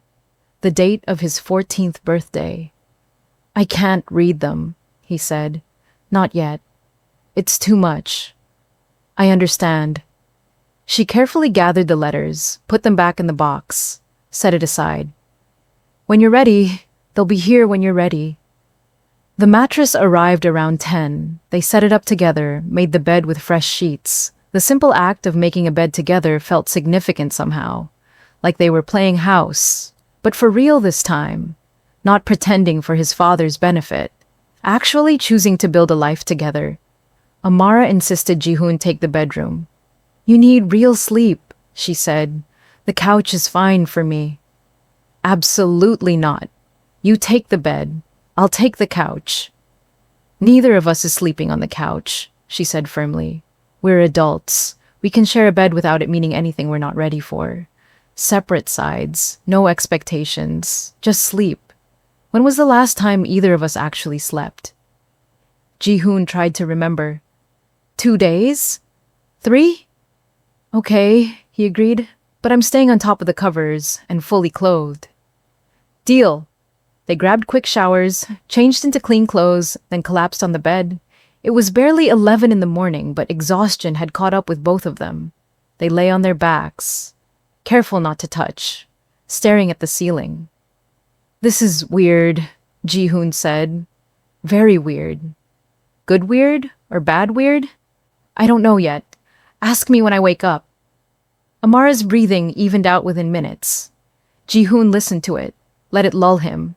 He thought he'd be too wired to sleep, too anxious about everything ahead of them. But the sound of her breathing, the knowledge that she was safe, and here, and choosing this, it let him relax, in a way he hadn't in months. He slept, and dreamed of his mother, of being 6 years old in this very apartment, painting with watercolors, of her smile, her laugh, her hands guiding his brush across paper, of her whispering, "Make something beautiful, Ji-hoon. Make something beautiful from the mess." He woke to his phone ringing, Kim's name on the screen. He answered quickly before it could wake Amara. Yeah? Everything's done, Kim said without preamble. Business transfers are filed and official as of noon. You're now the legal owner of everything. I've scheduled the meeting with Prosecutor General Lee for 4 this afternoon. Her office.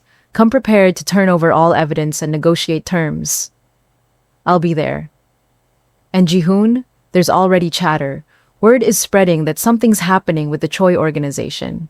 Rivals are sniffing around. I had 3 calls this morning from very interested parties asking about your father's health, your intentions, the future of various operations. What did you tell them? That all questions should be directed to you at a press conference scheduled for tomorrow morning at 9, which I'm scheduling right now. You'll need a statement prepared, something that makes your intentions crystal clear without admitting to anything that could be used against you later. Can you draft something? Already working on it. I'll have it to you by 6. Memorize it. Practice it. This press conference is everything. You control the narrative, or the narrative controls you. Understood. One more thing. Your father called me an hour ago. Ji-hoon sat up carefully, trying not to disturb Amara. From Jeju? Yes. Asked if I'd heard from you, if I was helping you. I told him the truth, that you'd retained my services, that we were proceeding with the transition of businesses and cooperation with authorities. You know what he said? What? He said, "Good. Tell him I'm proud. Tell him to be brave, and tell him his mother is waiting for his call." Ji-hoon's throat tightened. That was it. Then he hung up. He's not fighting this, Ji-hoon. He's facilitating it. Everything he told you last night, it was all true. He wants this to happen. That doesn't make it easier. No, Kim agreed. It makes it harder. It's easier to rebel against a monster than accept a monster's redemption. But that's what you're dealing with. A dying man trying to buy back his soul through you, whether you want that burden or not. I'll be at your office at 3 to prepare for the meeting. Bring Dr. Enlovu. The prosecutors will want to interview her too. She's a witness to how your father operates, how he traps people. Her testimony will be valuable. I'll ask her. He hung up, sat on the edge of the bed. Amara's hand found his back, rested there. I'm awake, she said. Heard most of that. Your father called? Yeah, told Kim to tell me he's proud, that my mother is waiting. Are you going to call her? I don't know. What do I even say? Hi, Mom. I thought you were dead for 12 years, but turns out Dad was lying and you've been living in Canada with another man while I visited your empty grave every year? You could start with, I miss you. I want to meet you. I want to understand. Ji-hoon turned to look at her. She was sitting up now, hair messy from sleep, eyes still heavy with exhaustion, but focused on him with such kindness it hurt. What if I call her and I'm too angry? What if all that comes out is rage? She left me, chose to leave, chose another man over her son. She chose survival over slowly dying in a mansion with a violent man. That's different. And she thought it was temporary. Thought your father would eventually let her see you. She didn't know he'd fake her death. How do you know that? Because my mother told me. This morning on the phone. After you went to buy supplies, I called her back. Asked her everything about Sunhee. About their friendship. She said your mother was devastated. Tried 3 times to sneak back to Korea to see you. Your father's people caught her every time. Threatened Jae-sung's family. So she stopped trying. Stayed in Vancouver. Built a new life because she had no choice. Amara took his hand. She wrote you letters, Ji-hoon. 12 years of letters. That's not a woman who forgot her son. That's a woman who thinks about him every single day and tortures herself with words she can never send. Ji-hoon looked at the box of letters across the room, then back at Amara. Come with me, he said, to Vancouver when we meet her. I can't do it alone. Of course I'll come. You think I'd let you face that without backup? We should call her now, before the meeting with the prosecutors, before everything gets crazy. Just call and tell her we're coming. Okay, but you're doing the talking. I'll just be here for moral support. Ji-hoon pulled out the documents, found the phone number. His hand shook as he dialed. It rang 3 times. 4. He was about to hang up when someone answered. Hello? A woman's voice, accented, Korean but softened by years abroad. Nervous. Ji-hoon couldn't speak. His throat closed up completely. Hello? She said again. Is someone there? Amara squeezed his hand. He forced words out. Mom! Silence. Complete silence. Then a sob. A raw, broken sound. Ji-hoon? Is that really you? Yeah, it's me. Oh my god, I can't breathe. Hold on. Just hold on. He heard her put the phone down, heard her crying, gasping, heard another voice, male, comforting her. Jae-sung, probably. The man she'd chosen. The man who'd stolen her from him. Except, he hadn't stolen her. Had he? She'd chosen escape, chosen life, chosen to survive.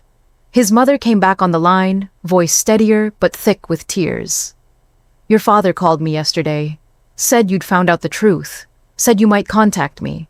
I didn't believe him. Didn't let myself hope. It's all true? Everything he told us? Yes, all of it. The choice he gave me. The threats. The staged death. The exile. All true. Why? Ji-hoon asked, and his voice broke. Why didn't you fight harder? Why didn't you find a way? Because I did fight, baby. I fought for 5 years. Tried everything. And every time I tried, he hurt someone. Threatened someone. The last time he put Jae-sung's 12-year-old niece in the hospital. Put her there to send a message. A little girl, innocent, and he hurt her because I defied him. She was crying again. So I stopped fighting, stopped trying to see you, because the cost was too high, because I couldn't live with myself if someone died because I was selfish, because I thought, maybe if I stay away, he'll leave you alone. Let you grow up safe, let you be normal. I wasn't normal. I was miserable. I had no mother. I know, and I'm sorry. I'm so sorry. There's no apology big enough for what I did. What I didn't do. I made impossible choices, and they were all wrong and they were all necessary, and I hate myself every day for them. Ji-hoon wiped his eyes with his free hand. Amara's grip on his other hand was the only thing keeping him grounded. He's dying, Ji-hoon said. Did he tell you that? Yes. Cancer. 18 months. He said he wanted to make things right before he went. Give us a chance to know each other again. I didn't believe that either. Thought it was another manipulation. Another trap. It might be. Is it? Are you calling me because he forced you to? Because you feel obligated? No, Ji-hoon said, and realized it was true. I'm calling because I need to see you, need to understand, need to know if I can forgive you, or if I even want to. His mother was quiet for a long moment. That's fair. More than fair. When? When can you come? Tomorrow night. If I can arrange it, there are things I need to do here first. Legal things, dangerous things. But after that, Amara and I will fly to Vancouver. Amara? The woman I love, the woman your friend's daughter became. Long story, she'll explain when we get there. She's there with you now? Yes. Can I talk to her? Ji-hoon handed the phone to Amara. She took it with surprise in her eyes. Mrs. Choi? Amara said. Call me Sunhee. Or Hannah if you prefer. Nobody calls me Mrs. Choi anymore. That person died 12 years ago. Hannah then. I'm Amara. I know who you are. My best friend's daughter. The brilliant doctor. The woman who survived my ex-husband's manipulation and somehow fell in love with my son in the middle of it all. Your mother told me everything this morning. I'm so sorry for what you went through. I'm sorry for what you went through too. And I'm sorry I never knew you were watching over me all those years. If I had known, I would have thanked you. For the scholarship. For everything. You don't need to thank me. You remind me of your mother. Strong, brave, unwilling to accept injustice. The world needs more women like you. More people like you. Ji-hoon is like that too. You should know that.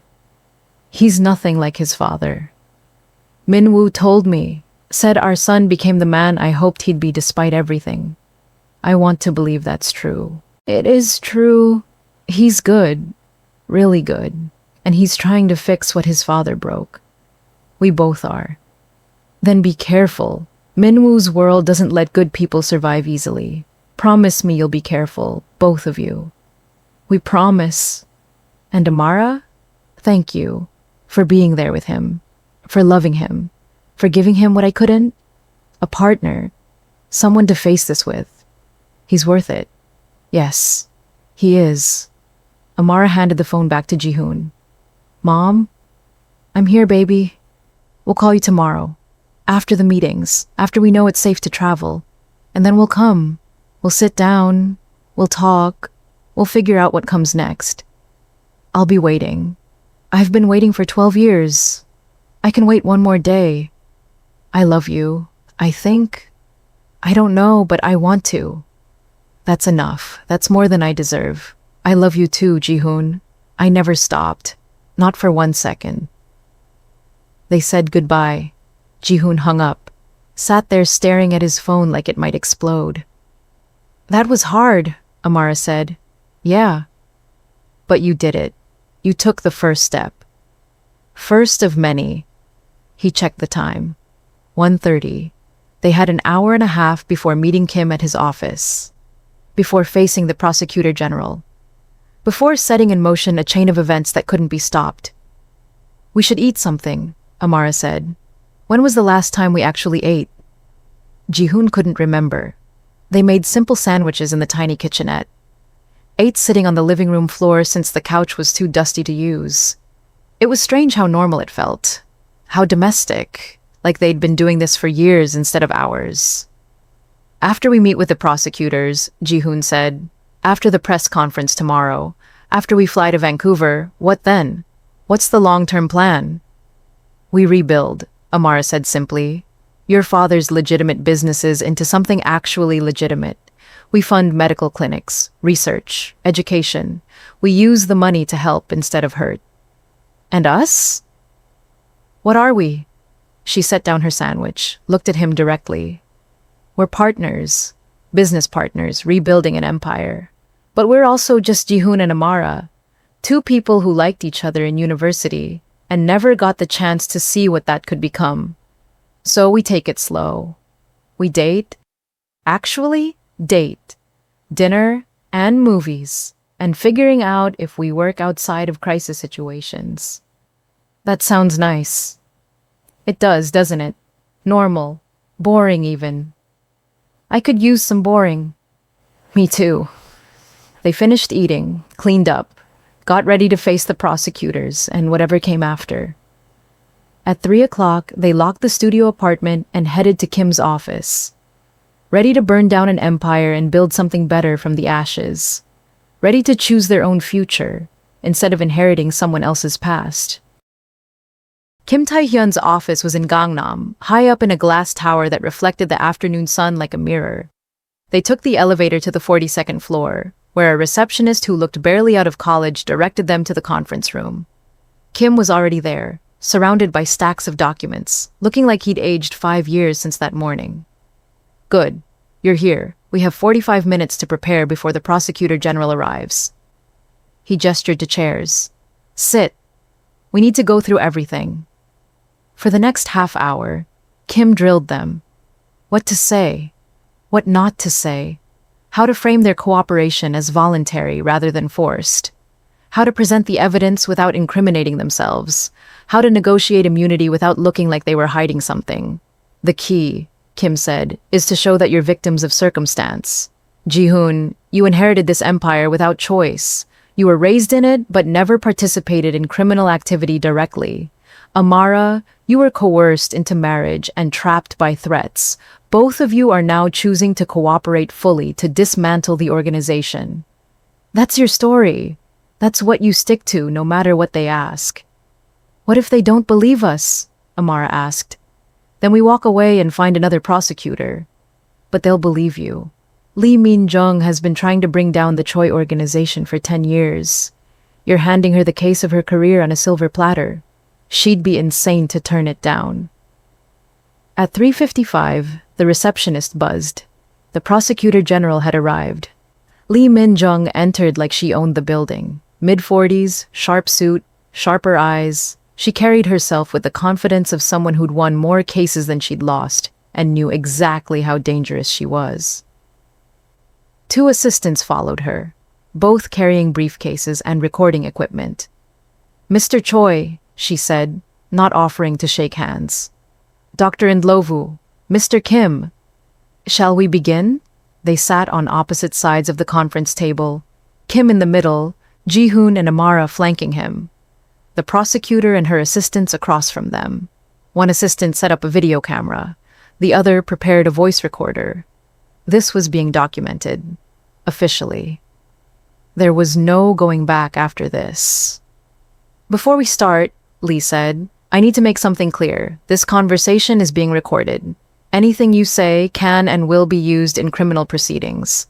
You have the right to stop at any time and request legal counsel, though I see you've already secured Mr. Kim's services. Do you understand these terms? We do, Jihoon said. Good. Then let's establish what we're talking about here. Mr. Kim contacted my office this morning claiming you have evidence of extensive criminal activity conducted by your father, Choi Min-woo, and his organization over the past 30 years. Is that correct? Yes. And you're willing to turn over this evidence in exchange for immunity from prosecution? Yes. Why? The question hung in the air. Simple, direct, loaded. Jihoon glanced at Kim, who nodded slightly. Permission to speak freely. Because my father is dying, Jihoon said. Cancer, 18 months at most, and before he dies, he wants to make amends. Part of that is giving me a choice he never gave anyone else. Continue his empire or destroy it. I'm choosing to destroy it. Very noble, Lee said, and her tone suggested she didn't believe a word. But let's be practical. You're the heir to a multi-billion-dollar criminal enterprise. Destroying it means losing most of that wealth, means making powerful enemies, means potentially putting yourself in danger. Why would you do that?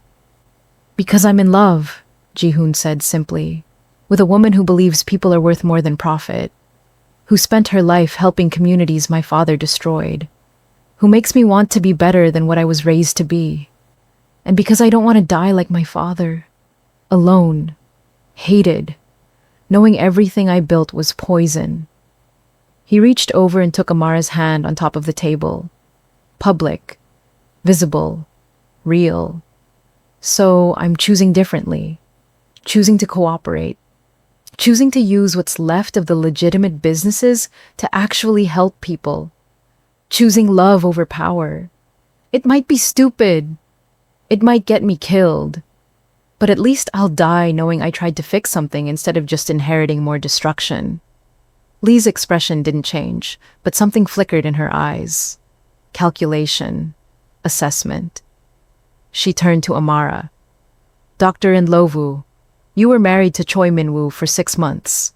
That's public record. The divorce papers were filed this morning. Also, public record. What's your role in all of this? Amara sat up straighter. I was coerced into marrying Mr. Choi through threats against my family in South Africa. I discovered his criminal activities after the marriage. I was trapped. He used me to manipulate his son.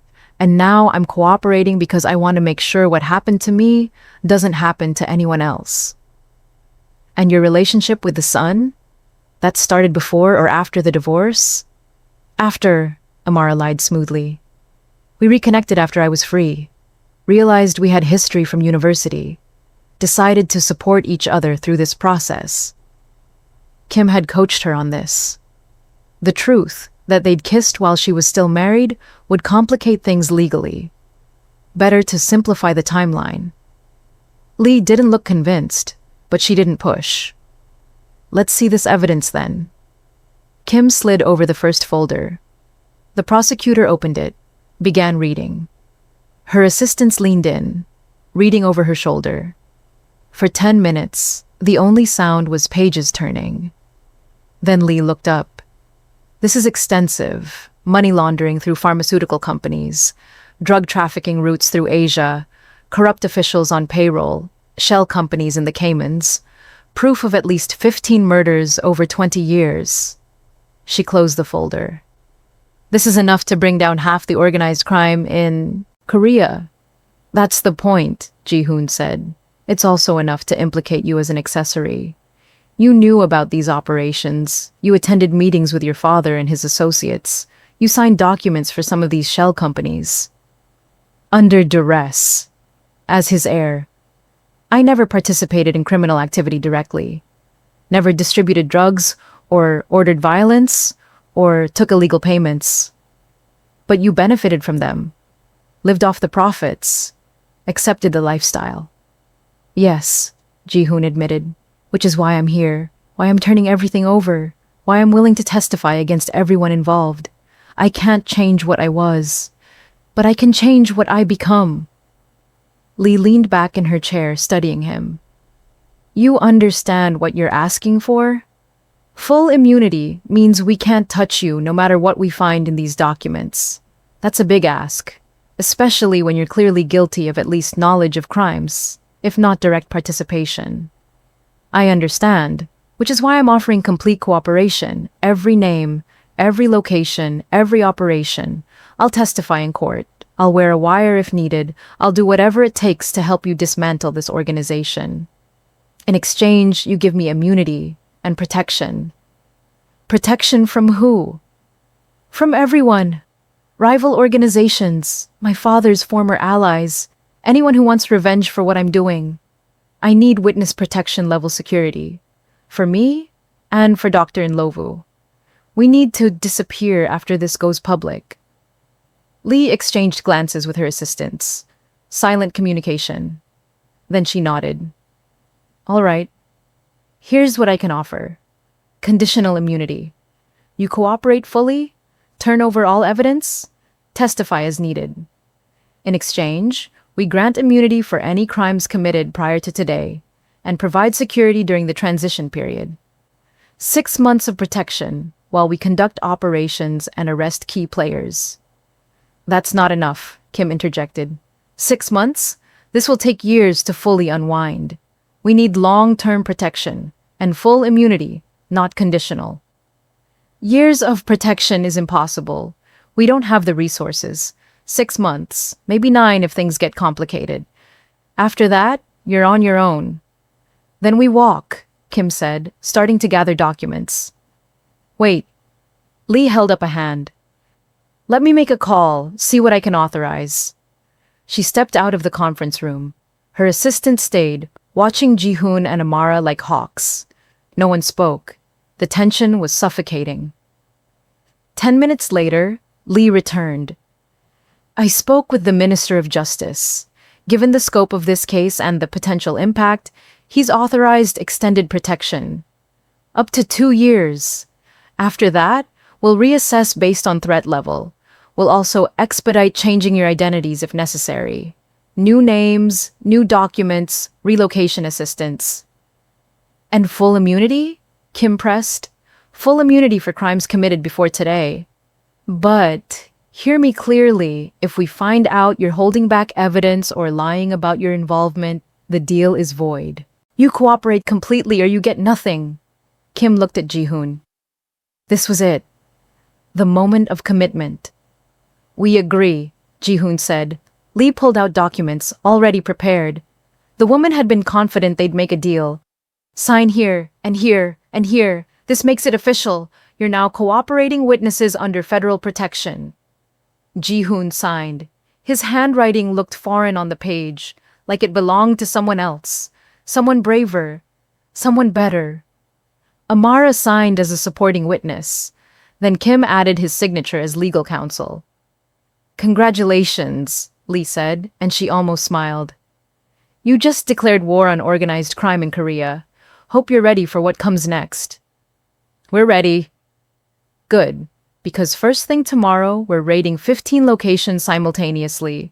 We're freezing assets, arresting key players, shutting down operations. It's going to be loud, it's going to be messy, and every criminal in Asia is going to know your name by sunrise. She stood, gathered the documents.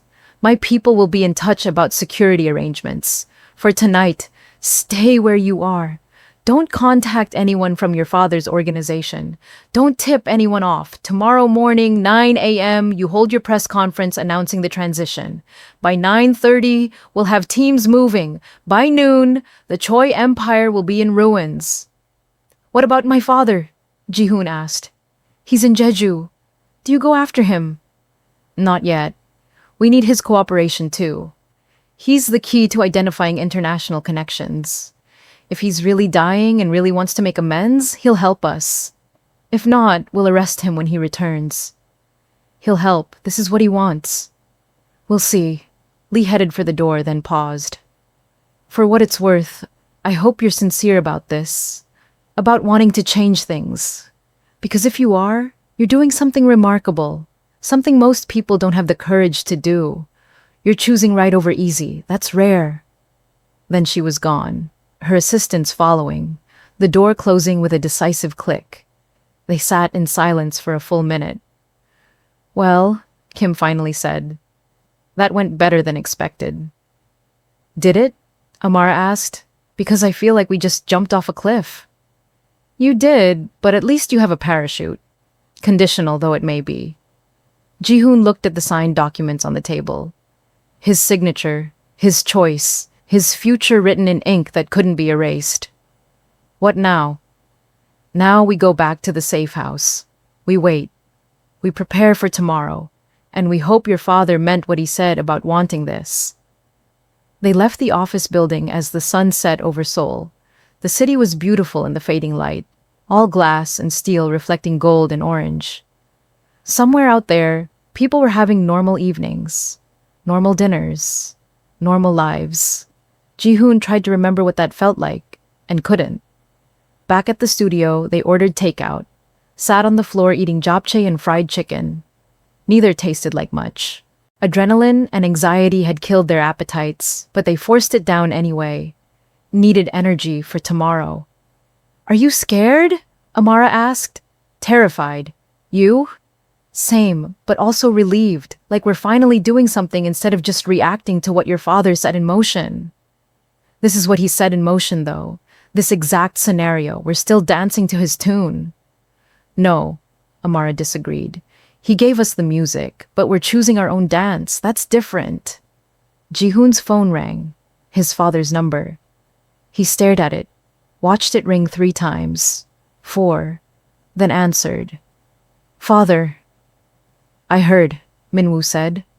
His voice sounded tired but satisfied. The prosecutor called me, asked if I'd cooperate with their investigation. I said yes. You're not angry? Angry, no, proud. You did exactly what I hoped you'd do. What I raised you to do, even if I did it through terrible means. You raised me to be a criminal. I raised you to be strong, to make hard choices, to sacrifice when necessary. You're doing all of that, just in the opposite direction. That's fine, that's good. That's what should have happened. Minwoo coughed, a wet rasping sound. The cancer is progressing faster than the doctors thought. I might not have 18 months, might be more like 12, 10. Doesn't matter. What matters is that you'll outlive me, you and Amara. You'll build something good, something I never could. Why? Jihoon asked. Why this? Why the confession? Why hand me everything just to watch me destroy it? Because I'm tired, Minwoo said simply. I'm so tired, son. Tired of being a monster. Tired of hurting people. Tired of building kingdoms on corpses. I wanted to rest. To die knowing I did one good thing before the end. And the one good thing I could do was get out of your way. Let you be who you were meant to be instead of who I forced you to become. I hate you. I know. You should. But maybe someday, after I'm gone, after you've built your new life, maybe you'll understand. Maybe you'll forgive me. Or maybe you won't. Either way, I'll be dead, and it won't matter anymore. Mom wants to see you before you die. She told me today. Silence on the line, then a sound that might have been a sob. Son, he said that? Yes. She said you should talk, make peace, end this properly instead of just dying with everything unresolved. I don't deserve that. Probably not, but she's offering anyway.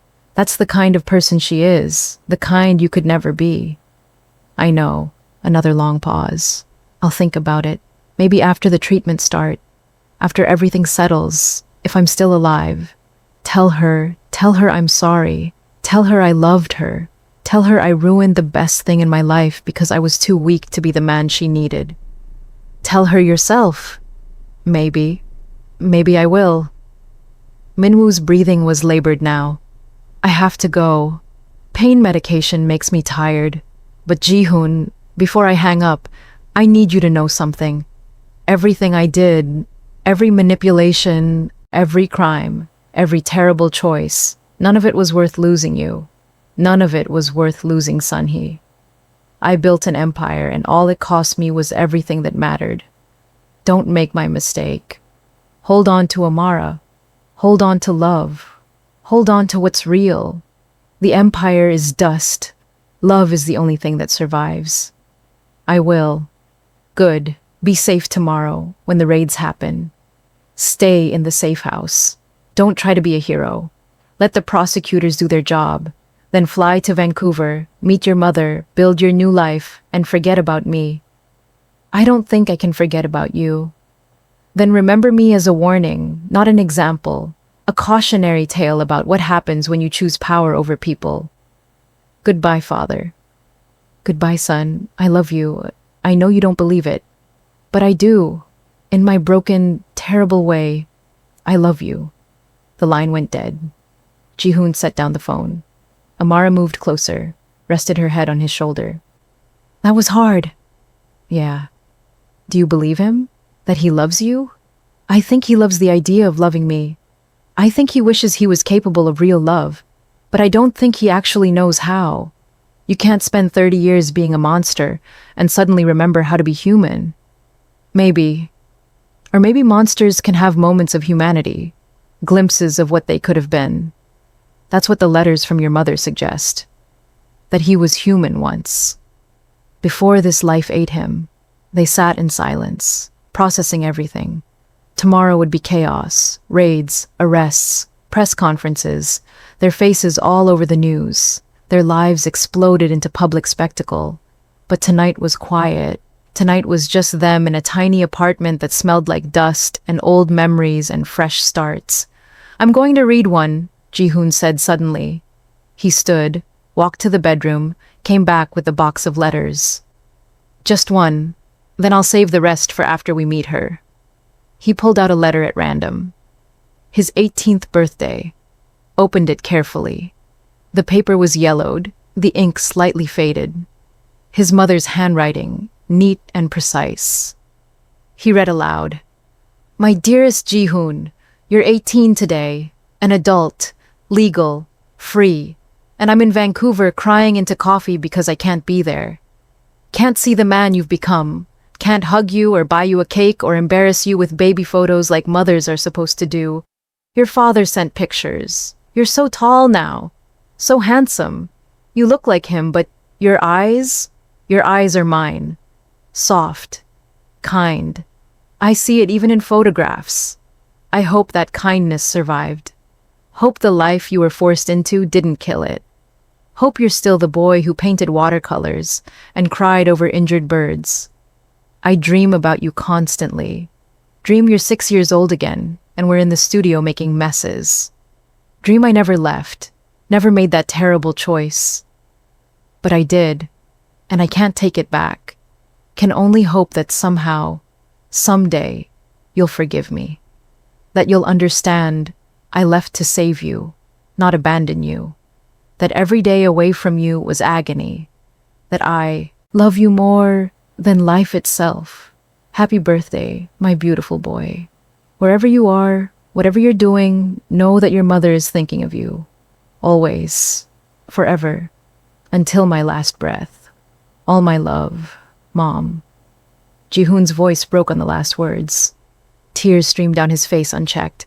Amara wrapped her arms around him, held him while he cried, for his mother, for his father, for the childhood he'd lost, for the family that had shattered, for everything that had been broken and might never fully heal. "We're going to be okay," she whispered. "I promise. We're going to be okay." And sitting there on the floor of his mother's old studio, holding letters written by a woman he'd mourned for 12 years, who wasn't dead, wrapped in the arms of a woman who'd been his stepmother for 6 months and was now his partner in rebuilding an empire, Ji-hoon chose to believe her. They would be okay. They would survive tomorrow, would survive the raids and the press conference and the fallout. Would fly to Vancouver and face his mother and start healing. Would transform his father's poison into medicine. Would build clinics and fund research and help people instead of hurting them. Would choose love over power, compassion over cruelty, light over darkness. Would make something beautiful from the mess, just like his mother had told him to do all those years ago. 1 year later, the community clinic in Limpopo province opened on a Tuesday morning, bright and clean and full of medicine and hope. Amara cut the ribbon with her mother standing beside her, both of them crying happy tears. Ji-hoon took photos, documenting everything. The crowd of locals who'd gathered, the children playing in the waiting room, the doctors and nurses who'd volunteered to staff it. This was the 5th clinic they'd opened in South Africa. 3 more were under construction in Korea, 2 in the Philippines, 1 in Thailand, all funded by the legitimate businesses Ji-hoon had inherited and transformed. All staffed by people who actually cared about helping instead of profiting. The pharmaceutical companies now provided affordable medicine to developing countries. The real estate holdings had been converted to affordable housing. The investment fund supported medical research and education. It wasn't perfect. It would never be perfect. But it was good. Actually good. The raids had been successful. Over 200 arrests across 5 countries. The Choi criminal organization dismantled piece by piece. Min-woo had cooperated fully, giving prosecutors everything they needed. In exchange, he'd been allowed to live out his final months in a hospital instead of a prison cell. He died 8 months ago, peacefully, in his sleep, with Ji-hoon holding his hand. They'd reconciled, sort of. Enough to have honest conversations. Enough for Ji-hoon to say goodbye without complete hatred. Enough for Min-woo to die knowing his son was safe and happy and building something good. Sun-hee had come to the funeral, stood in the back, cried for the man he'd been before he became a monster. Ji-hoon had introduced her to Amara properly. They'd spent 3 days in Seoul together, the three of them, building the beginning of something that might someday be a family. Now, Sun-hee visited every few months, was planning to move back to Korea permanently, open an art gallery, teach painting, reclaim the life she'd lost. Jae-sung had come too, nervous and guilty and expecting Ji-hoon to hate him. But Ji-hoon didn't. Couldn't. The man had loved his mother when his father couldn't, had protected her when she needed it, had helped her survive. That was worth gratitude, not hatred. They were all healing. Slowly, messily, but healing. Ready? Amara asked, slipping her hand into Ji-hoon's. He looked down at the ring on her finger. Simple gold band. They'd gotten married 3 months ago in a small ceremony in Vancouver. Just family and close friends. Nothing fancy, nothing public. Just two people making promises to each other because they wanted to. Not because anyone forced them. Ready, he said. They walked into the clinic together, started seeing patients, a young mother with a sick baby, an old man with infected wounds, a teenager with malaria. One by one, they treated them, used medicine bought with clean money, provided by a company that actually cared about healing instead of just profit. This was the empire now. Not drugs and violence and fear, but clinics and medicine and hope. This was what his father's billions had become, what they'd chosen to build from the ashes. And it was beautiful. Later that night, back in their hotel room, Amara curled against Ji-hoon's chest. I have something to tell you. Good something? Or bad something? Good something. I think. I hope. She took his hand, placed it on her stomach. I'm pregnant. 8 weeks. I found out yesterday, but wanted to wait until the clinic opened to tell you. Wanted today to be perfect. Ji-hoon froze. A baby. Their baby. New life from all this death and destruction. And pain. Are you happy? Amara asked nervously. I know we said we'd wait a few more years, but apparently biology had other plans. Happy? Ji-hoon kissed her, deep and long and full of everything he felt. I'm terrified, overwhelmed, completely unprepared, and happier than I've ever been in my entire life. Good answer. When do we tell our mothers? They're going to lose their minds. Tomorrow. Let's tell them together. Start building this properly. All of us. A real family. Not perfect, but real. Real is better than perfect anyway. They lay in the dark, listening to the sounds of Africa outside their window. So different from Seoul, so far from where they'd started, but exactly where they were supposed to be. Your father would be proud, Amara whispered, of the clinics, of us, of the grandchild he'll never meet. He'd be proud. Maybe, Ji-hoon said, or maybe he'd just be relieved that the cycle broke, that I chose differently, that something good survived him. Either way, we made it. We survived. We did more than survive. We built something beautiful from the mess, just like my mother said. Outside, the African sun began to rise. Another day, another chance to heal, to help, to love, to choose light over darkness. And in that moment, holding his wife and thinking about their future child and the clinics they'd built and the lives they'd saved, Ji-hoon finally understood what his father had been trying to tell him. Love was the only thing that survived. Everything else was just dust.